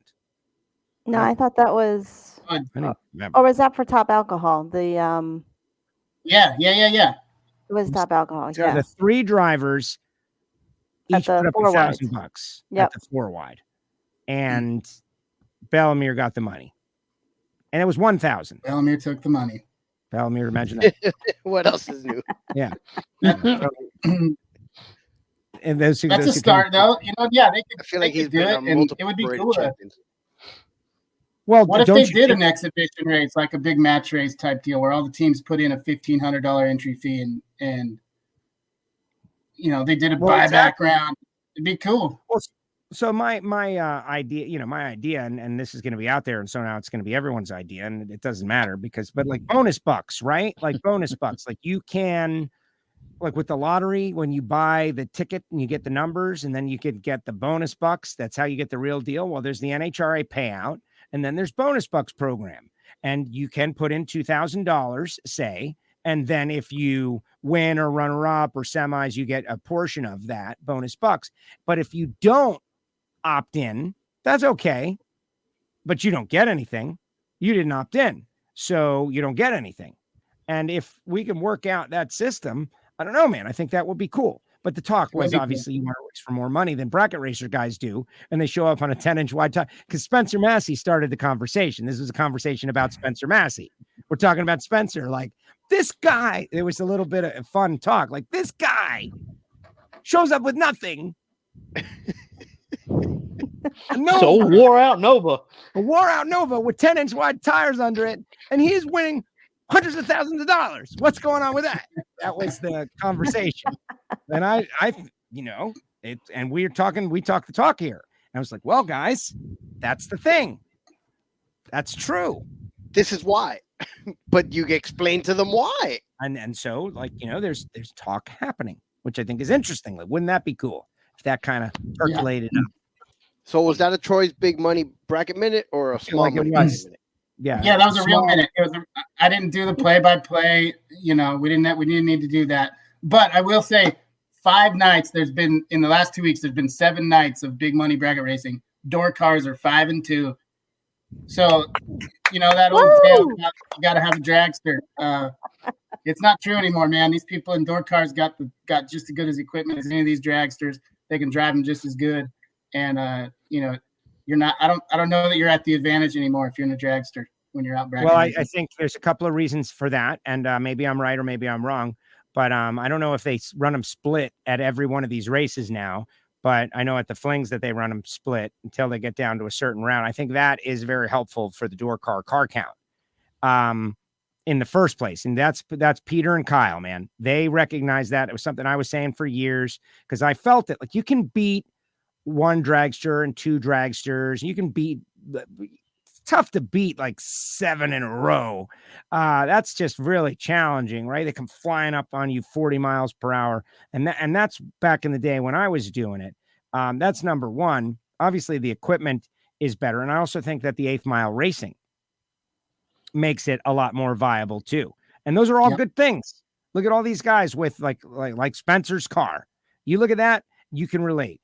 Troy, you're building a car, and man, you could go out there and win, and you know it right from jump. It's got to be very motivating. Yeah, it's pretty cool seeing Dink Holmes win the $100,000 at the fling in Galat. He showed up that morning, the morning of the Friday 100K. He didn't race during the week. He just showed up and he put them all in the trailer with his door car, collected $100,000, and I don't know that I'll ever be good enough to do that, but if I wanted to show up at the Fling Million next April with my car, I could do that, and that's pretty cool. Yeah, I recommend that you get an FTI performance transmission, Troy. Just saying, like when you get to that point, like I'm recommending that if you want to try to win big money bracket racing. That's me though. And number 1, they're from Florida, right? Number 2, Troy Williams, my friend, has informed me. But really, most significant and important in this exercise is they are a sponsor of WFO Radio, FTIperformance.com, guys. Thank you, Paul Lee. We're going to have Greg Samuel on the show in the coming weeks to talk about why their stuff works. All right. Well, way to go, Troy. That was excellent. Like a mini minute. The flings and the giant ones, the millions, get the full, play-by-play. Yeah, sometimes you get the big money 20, but today you get the big money minute. I like it. All right. Very good. Very good, Troy. What about you, Bobby Graham? Oh, look, wait. He's back. He's back from down under. He's got his safety glasses on. He's got his vest. Matt in Australia. He's clearly working. Wrenches. What do you He's got? got Matt? The torque wrench in hand. There it is. Looks like guys. What are you doing, Matt? You calibrating that thing or what? Yeah. Tell us how you calibrate. I'm trying. Oh, here we go. Solo again. There it is. Torque wrench, not a very good one. Bit of a Taiwanese special, this one, but got to take the good with the bad, and they all pay, so that's all that matters. There you go. So what do you do to calibrate it? I can't tell you that, Joe. That's secret. Oh, really? It's like an industry secret? No, I figured it was just like a sensor or something. Like, oh, this one's off. My name's Billy, not Silly. Okay. Matt, if I send you my grandpa's old proto, I got my grandpa's old proto. Will you calibrate it for me if I mail it to you? I can do that, but I don't think it's going to be very cost effective for you, Troy. Yeah, but it's my grandpa's. I'll do it for free. I'll send it to you for free. I want it pimped out. Do it. Doing it. Troy's serious about it. I think that's like Troy's on the West Coast, so he's closer to you. Yeah, Oregon. Well, I'm gonna win $50. I'm gonna win $50 from Gio here in a couple weeks. So, that's gonna be the most expensive calibration you've ever had to ship. I think it can happen. Wow, this is taking on a life of its own. own. I guess if that's what my money goes to if I lose it, well, at least it was for a good cause. Just to catch you up, Matt, Troy and Gio have a wager on the Miami Heat versus Boston Celtics series. Troy comes out of nowhere with not only that will the Celtics win, but they will win. Me. I didn't even start this. I was innocent bystander discussing my love for the local basketball team, and Troy attacked me and said that my team would go down in 5 games to those stinking leprechauns. He did. He saw opportunity and he went after you with a total flyer in 5, Matt. Not they're going to win the series in 5. If they win in 6 games, Gio gets the money. Even if they win, they're not going to win in 5. That would mean they have to win 2 games in Miami. They humiliate us. I can't believe for a minute that Gio would say anything to provoke Troy to do something like that. No. Not Gio. That would never not happen, Gio. Matt. No. Never happen. Sounds well, like I learned about Gio now. You see his emotions at the best of him. So, I know now if you speak to his emotions, you can get him to do stuff that on a whim. So,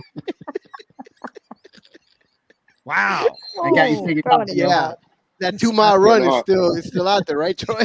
2-mile run. Remember that. Well, it's great. You know what's very funny to me is it's funny to me is I've known this guy since 1996, but to see other people processing the character, all right, learning Giovanni, that is very interesting. Yeah, remember the 2-mile run? Yeah, no, and you know what? Still training? When is it going to happen? No, the training had gone in the opposite direction. I'm always kicking in between 205 and 210 now. There's no more, 199. So I'm starting to lose the consumption battle. How much money was that going to be worth? That was for $100, right? I have no recollection, to be honest with you. I don't either. I know that we never did it. I can't have 2 wagers going on at the same time. Oh, I know. There's no way I'm going to make it around the block I'm not going to let 2 miles without stopping right now. You could die now. You can't dribble and run 2 miles right now. Right. You can't dribble and run. Not just the basketball team, Troy. I mean the real stuff. The summer is here. Yeah. Swimsuit season, to say the least. All right. Final thoughts. We'll let Matt continue to hover there. Troy, you did the big money minute. Let's see what Bobby Graham has got to say. Remember, my dad is watching. Okay. Well, since I slacked off the last couple of weeks, I had a great thought this weekend, and it actually applies to most things in life. And you're going to like this. This is going to like this one. So just here it is. Just because you put your bait in the water doesn't mean you're going to catch anything today. So the moral of the story is have patience, keep working towards your goals every day, and eventually you can do it. I like that, Bobby. You actually wrote something on actual paper. I'm humbled. That's awesome. Great job. See that, Dad? Bobby Graham writes stuff down for this show. We've made it. That's good. By the way, that's also good advice, Bobby. Patience, right? It's not going to happen right away. It's not going to happen. No, it didn't happen. I about burned up out there today. I couldn't catch a thing. I wonder how JJ's doing. JJ's out there fishing too. Everybody's fishing. He's 10%. Yeah, I'd say his phone is in the red.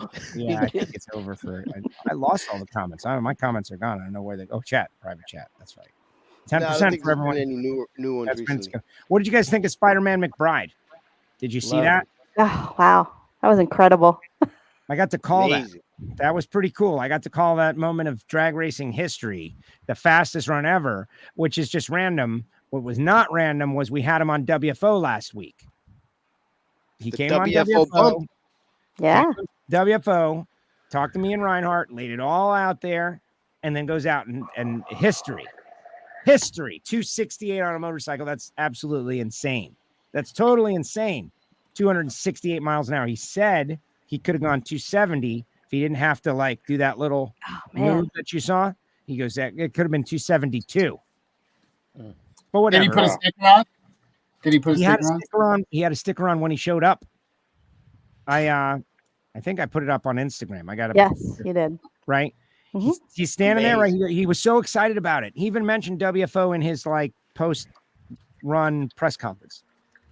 WFO, and gave me way too much credit. Like I deserve zero credit. Zero. There's people been helping him for 30 years. We did an attention in the pits on his bike and basically went nose to tail on every piece.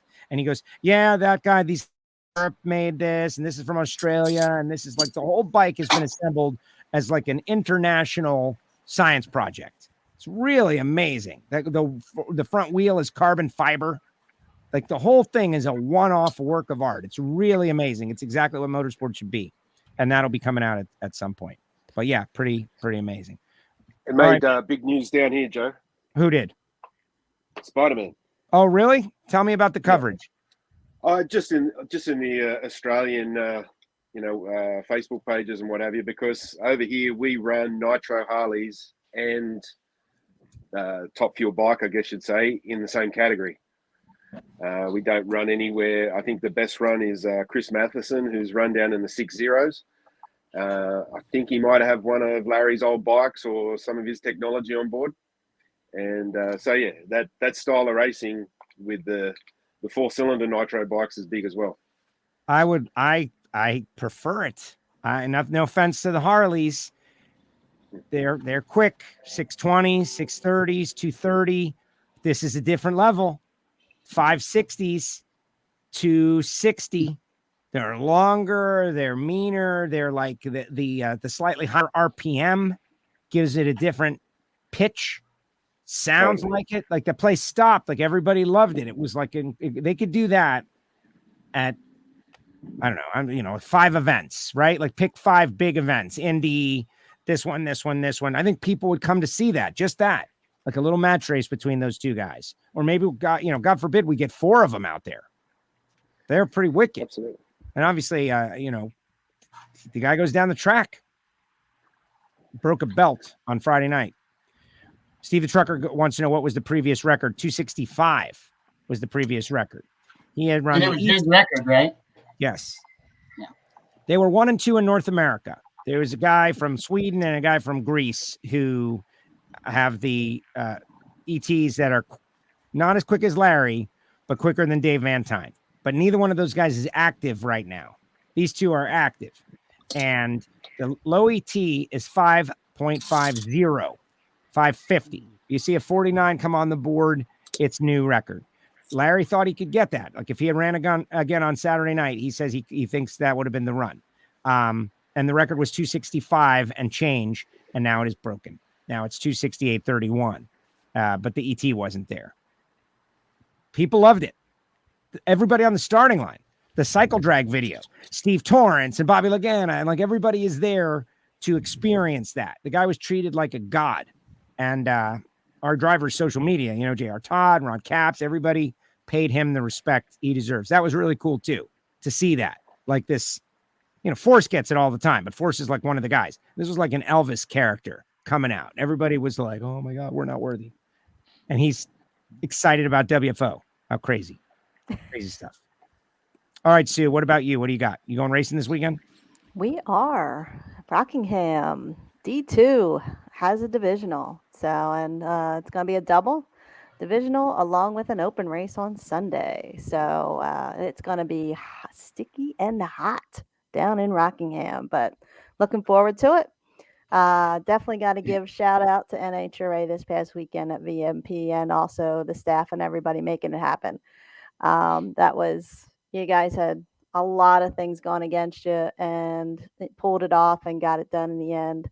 The other thing is, and I've been meaning to say this for the last few weeks because, Jason Logan, I didn't get to experience it until we went to Charlotte at the 4 wide. So really didn't get to experience. And then we were watching all weekend. Jason Logan has been just a huge addition, has been great addition to the team. I mean, he really does help make the race, and he's been a lot of fun. And, props to him and bringing him back. So definitely he's made it really enjoyable with the music and interacting with the crowd. I mean, he had a friend. Yeah, he did have a friend. That was kind of, why was she over there, right? Was that like is it on purpose? Was it on accident? I don't know, but no, I think it's great that Jason is back as well. And I think he's liking being back, and what he's doing with the music is, I feel is major league. The stream, you guys are not getting the sound as much as we're getting the sound because there's rules, right? So like broadcast directly is like royalty business. If it's on in the background somewhere, that's a different story. And that's what it is. It's on in the background for the stadium. Hopefully you can hear a little of it out there on NHRA.tv. But he's putting his heart into it. He's trying to, keep the crowd energized. And I love it too. Like having Jason out there. The guy's a great friend, and he likes to play like he doesn't know drag racing, but he knows entertainment. Yeah. And he does bring the entertainment. So thank you for saying that. Are you racing? Are you racing? No, not at Rockingham. So we'll just have the super gas car and the super comp car. So I should be back out in September. But the other thing I wanted to give shout out to between the super gas final, congrats to Frank Attilio up against Jerry Heffelfinger. Great final. That was awesome. And then also Labuse, congratulations, John Labuse winning super comp, and Debbie Moses, longtime friend. That was heartbreaker. That's one of those ones where I was like, I like both of them. So, but again, big congratulations. The sportsmen hung out there. Props to all the sportsmen too for sticking it out and cooperating and making runs and making it work. So it was exciting. See, that's a very positive attitude, Sue. I got to say, not everybody has your positive attitude. No, I commented on a Facebook thread, like some racers were upset. We had some timing system issues, and I can't speak on like why, but I can tell you that they had computers apart and they were like replacing boards inside computers. And it was people were faced with a situation, right? Like things were going down, and they had to stop cars mid round and send them back to the pits because they just, we were getting pushed up against top fuel and race start, but also they didn't want to send cars down and have them rerun. Right. Well, a bunch of racers got on the social, and you know how it goes. They don't know what happened, but they expressed their displeasure, and they're like, ah. And so I jumped on there and I was like, yeah, guys, you don't really know what happened. You really don't know what's going on. Like, it's really not a good idea to speculate. No. And I was happy that some said, oh, okay. But it was a difficult and challenging situation. Like the weekend with the rain and the mist, and we hadn't been there in 2 years. It was a very challenging situation. Everybody that I know of worked their butts off. Like they all put in full effort to make it happen. And so thank you for saying that. And I don't always comment on people's posts, but in this case I did, just because I know how hard everybody worked. And they had to run the sportsman cars after the regular finals, and everyone was gone. They were tearing down everyone. They left the Lucas Oil balloon up, and I got to interview Labuse on the top end. Nikki and I, who was a social media director, we went down there and we just kind of camped out so that they can have their video interview. The video interview is pretty important, right? Absolutely. Yeah. It's important. And so we camped down there for however long, waiting for cars to come around the corner. Reinhart on the radio. I'll tell you one. And we do an interview. And that's where David Eaton and Comp was over the moon happy. Altilio was happy. Labuse, everybody was just like cloud nine. It was amazing. And I'm so glad that we did it. We didn't get out of there till like 8:30. Yeah. And it was very difficult because it was, everything's coming apart around us.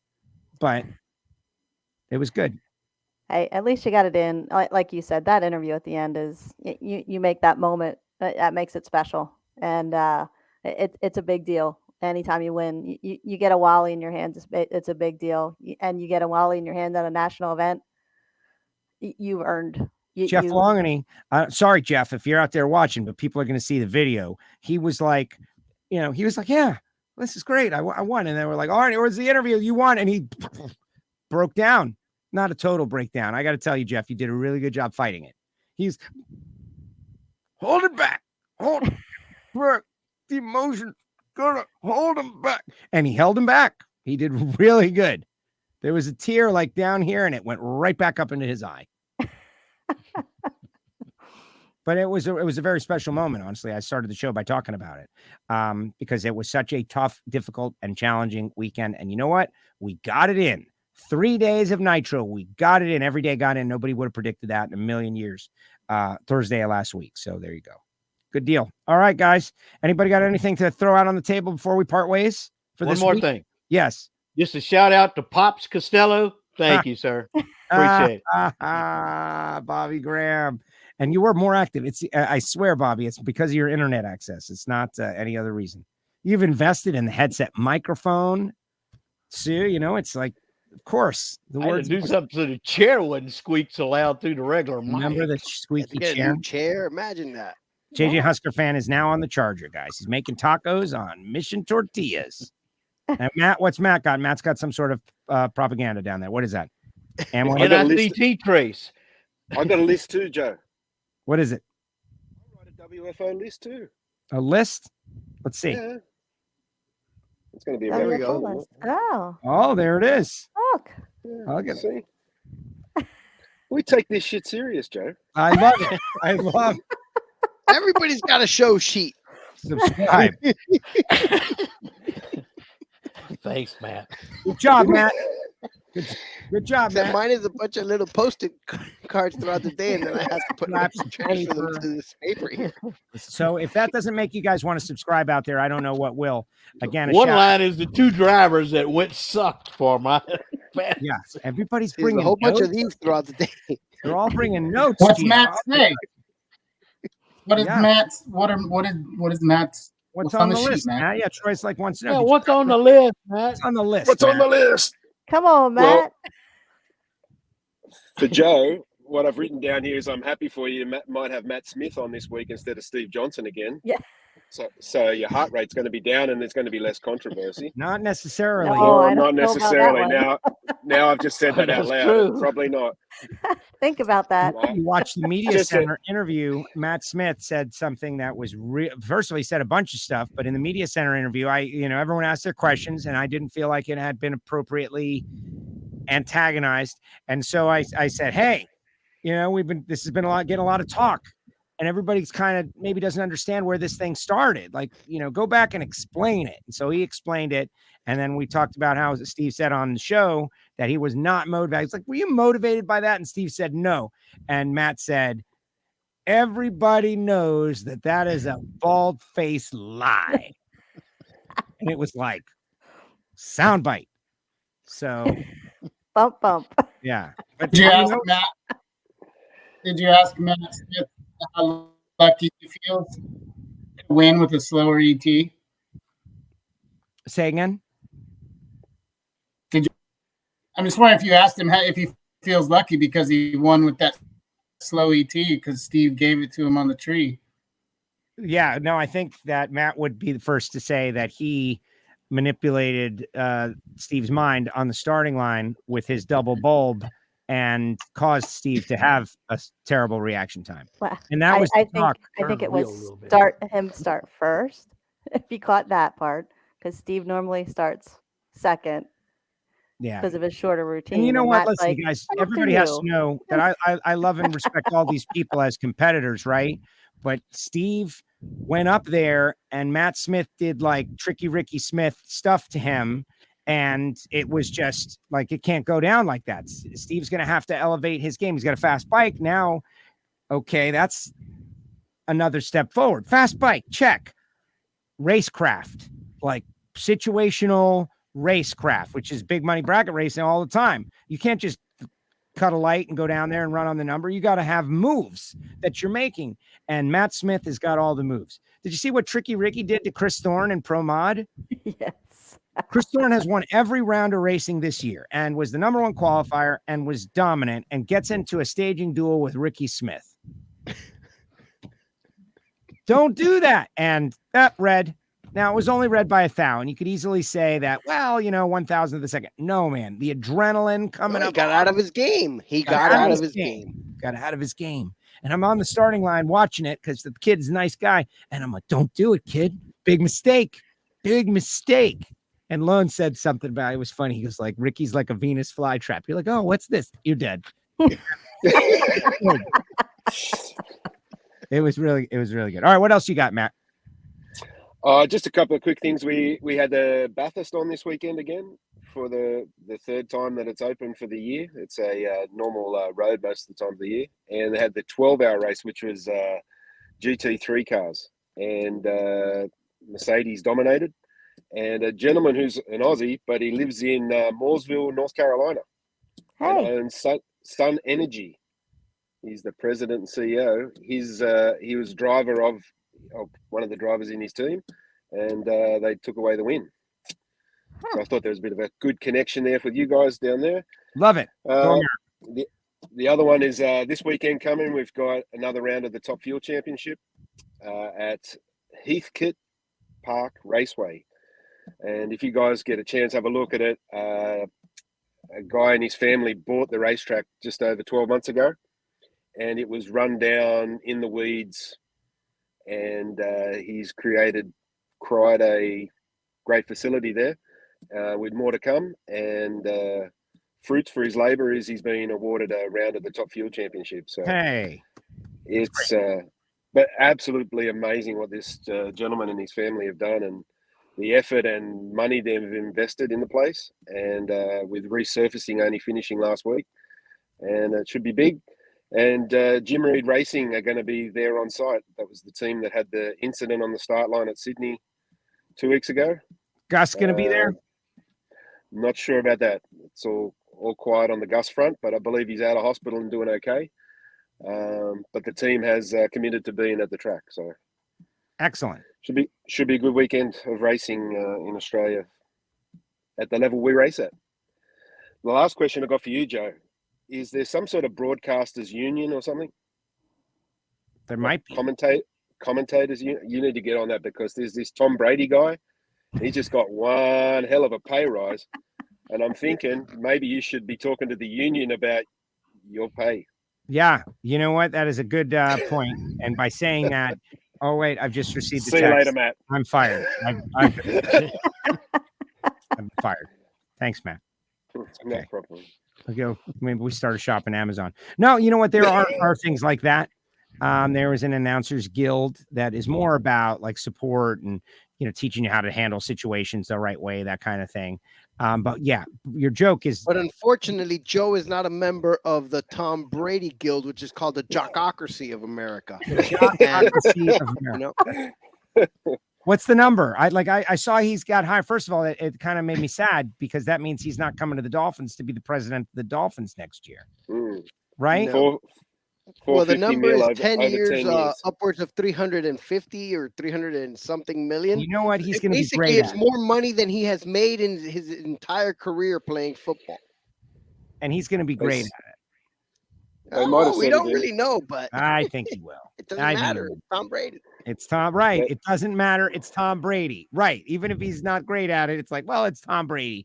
Exactly. Look, I'm guessing that they're also paying him to probably produce a bunch of those shows, like the one he has on ESPN right now, like the Dale Jr. deal.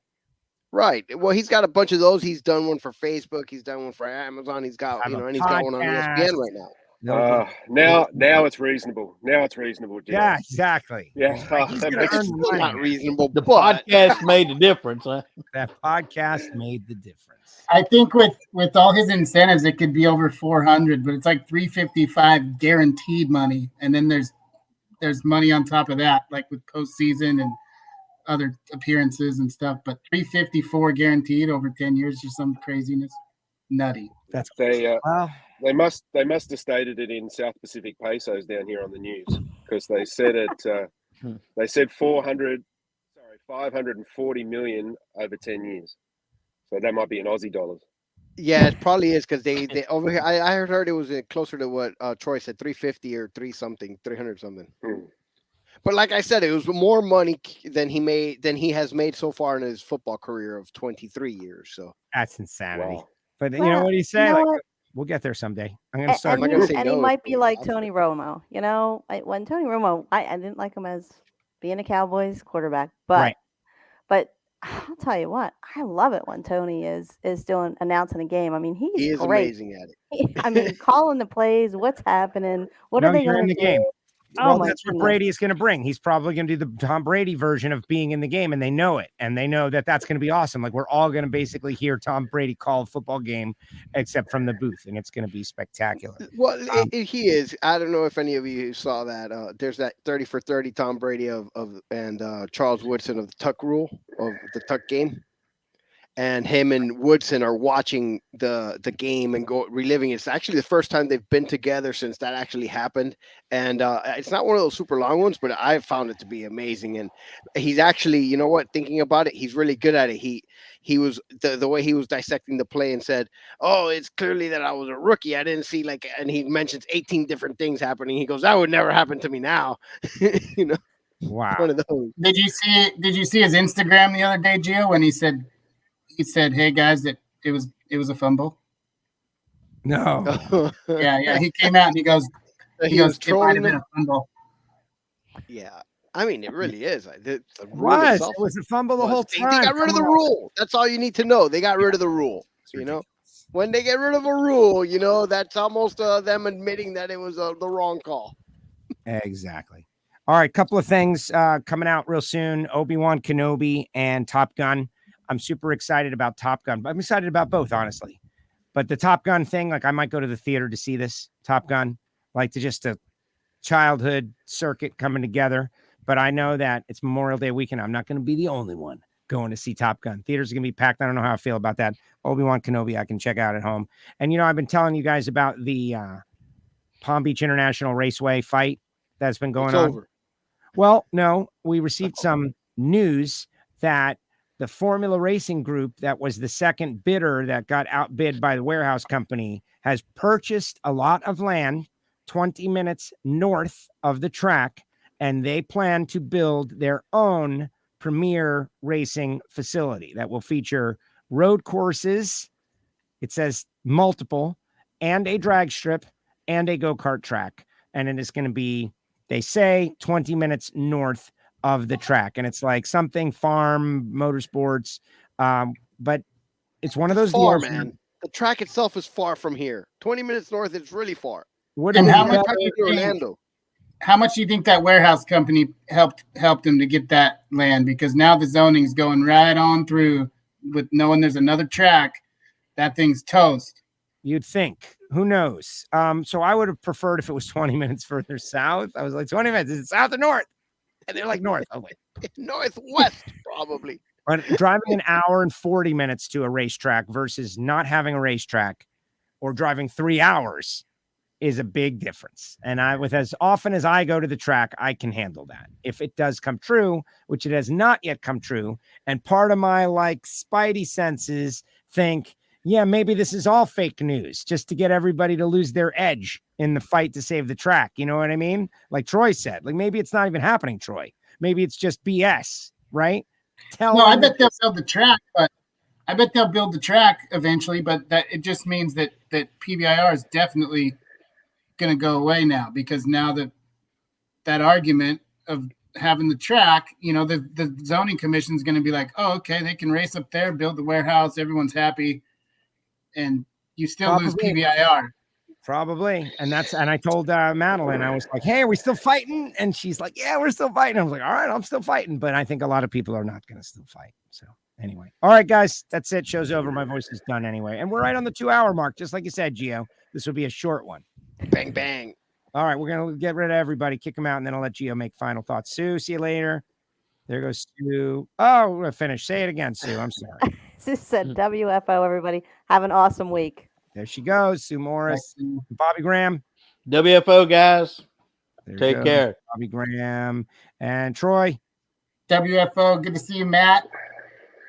There he goes. There he goes. The big bet. The big bet. Everybody remember the big bet. I'll be tweeting about the big bet. $50, 5 games. Matt, you were last in. You're last out. WFO, everybody. And for the record, I want a $50 brand new crispy bill mailed to me, so I will send you my mailing address. No, Venmo, man. Zelle. No, man, screw that. I don't want no electronic money. I'm going to keep it. I'm going to frame he's going to have to sign the bill, and I'm going to frame it. That's what's going on here. Okay, no Zelle. Zelle, no Zelle. Bitcoin, Gio. Get your Satoris. Yeah. All right, Matt. We have one of those in Miami. It's called shitcoin. Miami coin. WFO to Mr. Castello, too. All right, there he goes. Dad, now that Dad is watching. Exactly. Thank you, Matt. Appreciate it. We are worldwide, Dad. We're worldwide. All right, Gio, your final thought. What is it? My final thought. I just want everybody to have a great week, and we should all strive to remember what the great Total Wolf has taught us. Believe in the physics, not mystics. You want another shot at saying that? Yeah, believe in the physics, not the mystics. There it is. I'm against the mystics as well. Physics, not mystics. Can we just make a t-shirt like right away? Physics, not mystics. I will be stealing that at the next NHRA national event. All right, Giovanni, great job. WFO, and then he is gone, and I am right behind him. Thank you very much to everybody out there. Appreciate you. I'm supposed to be playing some music right now. Don't worry, guys. The computer is warming up. Soon it will be ready to be used for NHRA Nitro tomorrow, which may be happening at a special time. Unknown. Brittany wants to do the show tomorrow at 2:30. So we believe that we're going to have a show tomorrow at 2:30. Question is, are we going to do Reinhart at 1 and Brittany at 2:30? That might happen. What might also happen is Reinhart might come on at 2, and then Brittany will join both of us. That is what I would prefer. It's the thing about WFO, you just don't know. Neither do I. But yes, we're going to have Robert Height, and yes, we're going to have Matt Smith, and I would like to get all the winners for this race done. So we can go into Memorial Day weekend. We're going to have Erica Enders on, and Bill Skillman, Factory Stock Podcast, and all of these things. Do appreciate everybody for listening to the show, and like David Eaton telling me, oh man, I'm a fan. That's amazing. Thank you. Congratulations. VP Racing Fuels, FTI Performance Transmissions, Phillips Connect. Thank you. Total Seal Piston Rings. Of course, Marvin Rodak, RodaksCoffeeandGrills.com, Hot Sauces and Spice Rubs, 817-924-6821. Driving Dragsters with Frank Hawley, FrankHawley.com, and the School of Automotive Machinists and Technology. We always say it. Start your education at full speed. samtech.edu. And become a Patreon. You know, we had a Patreon pop back on. Like he was out, but now he's back. That's cool. Appreciate you. And if you're watching the show, like in the future on YouTube, catch up with the live shows. All over the place. SoundCloud, Apple Podcasts, Spotify, audio only, WFO.